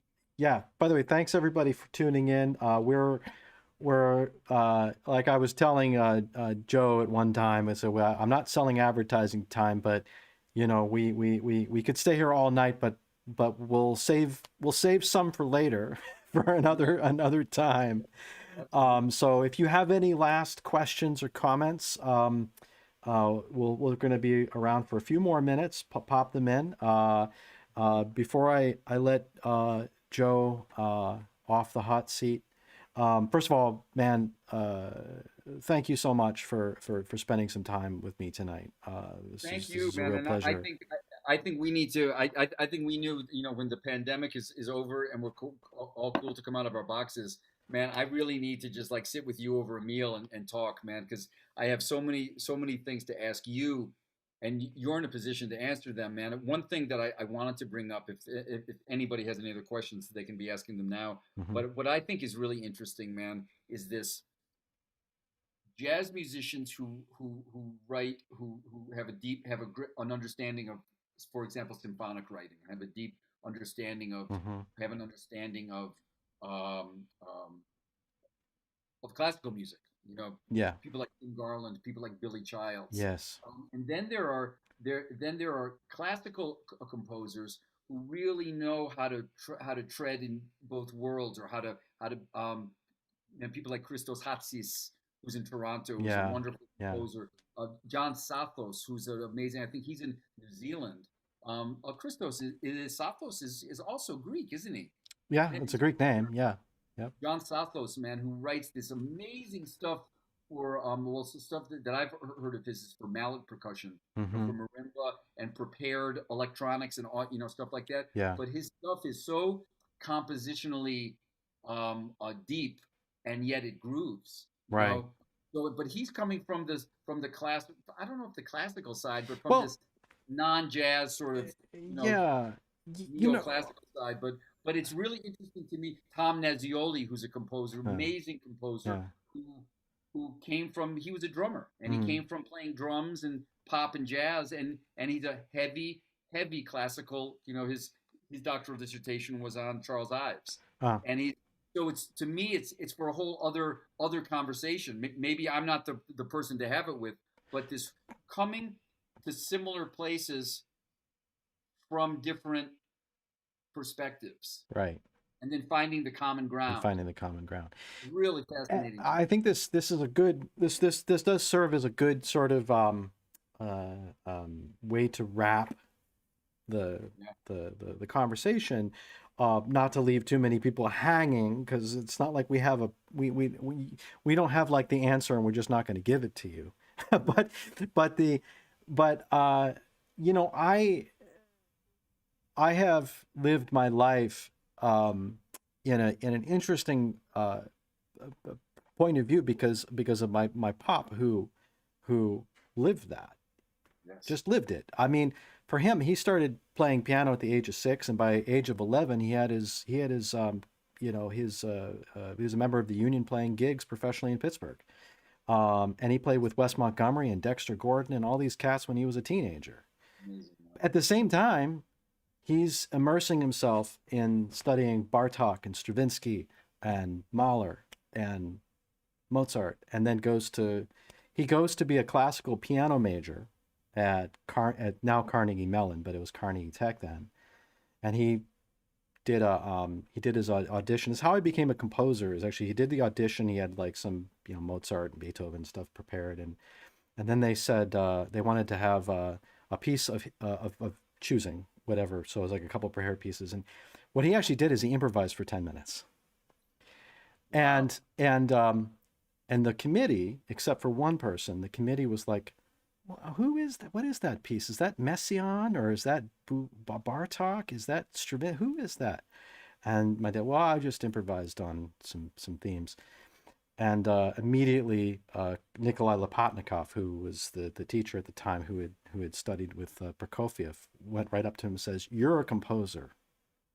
Mm. And that was That was the beginning. that was the beginning, right? So, my dad never knew the distinction between the two. He never lived the division between the two, and just to sort of act as a lead, if you will, going back to talking about like teaching and pedagogy and things of this nature. So often in schools, jazz departments are separated from the quote unquote classical departments. It's like they live in two different worlds. Great. And there's no better example of this than like in the music theory world. Classical music theory, and I teach it, right? So, um, what classical music theorists call augmented six chords, Yeah. are just dominant flat five chords, man. That's all it is. And so when I explain it, like I taught at the University of Tennessee for 1 year, I was visiting, and they have a really good jazz department there, jazz program. And so I was teaching music theory too, and it got to the thing on augmented six chords. And so I was trying to explain it to the classical performers in the class, and then there were the jazz folks. And the jazz, all I had to do was look at them and say, it's a supertonic dominant 7 chord built on the supertonic with a flat 5, and in the German version, it's a rootless voicing with a flat 9. They were all like, "Oh yeah, totally got it. That's cool." They were out of the room. The classical folks were just like they had no idea what just came out of my mouth, and then I had to explain it with all kinds of other. But I don't know why the worlds are so separate. And I'm fighting against that because I don't see the separation, but a lot of people do, and I think kind of to your question is a good one. Is that classical music world would do so much better to have more jazz in it, and I think the jazz world would do great to have, like some more of the classical stuff in it. And I think the jazz players are more open to that than the classical players are. Well, But like that's I just another said, story. I know the reason I know the modes of Messiaen and the Satie scale that he used a lot, and the double harmonic minor and all these scales that were synthetic scales used by contemporary composers is because is because Bill Evans and Herbie Hancock applied them to the Great American Songbook. Yes, they Bingo. did.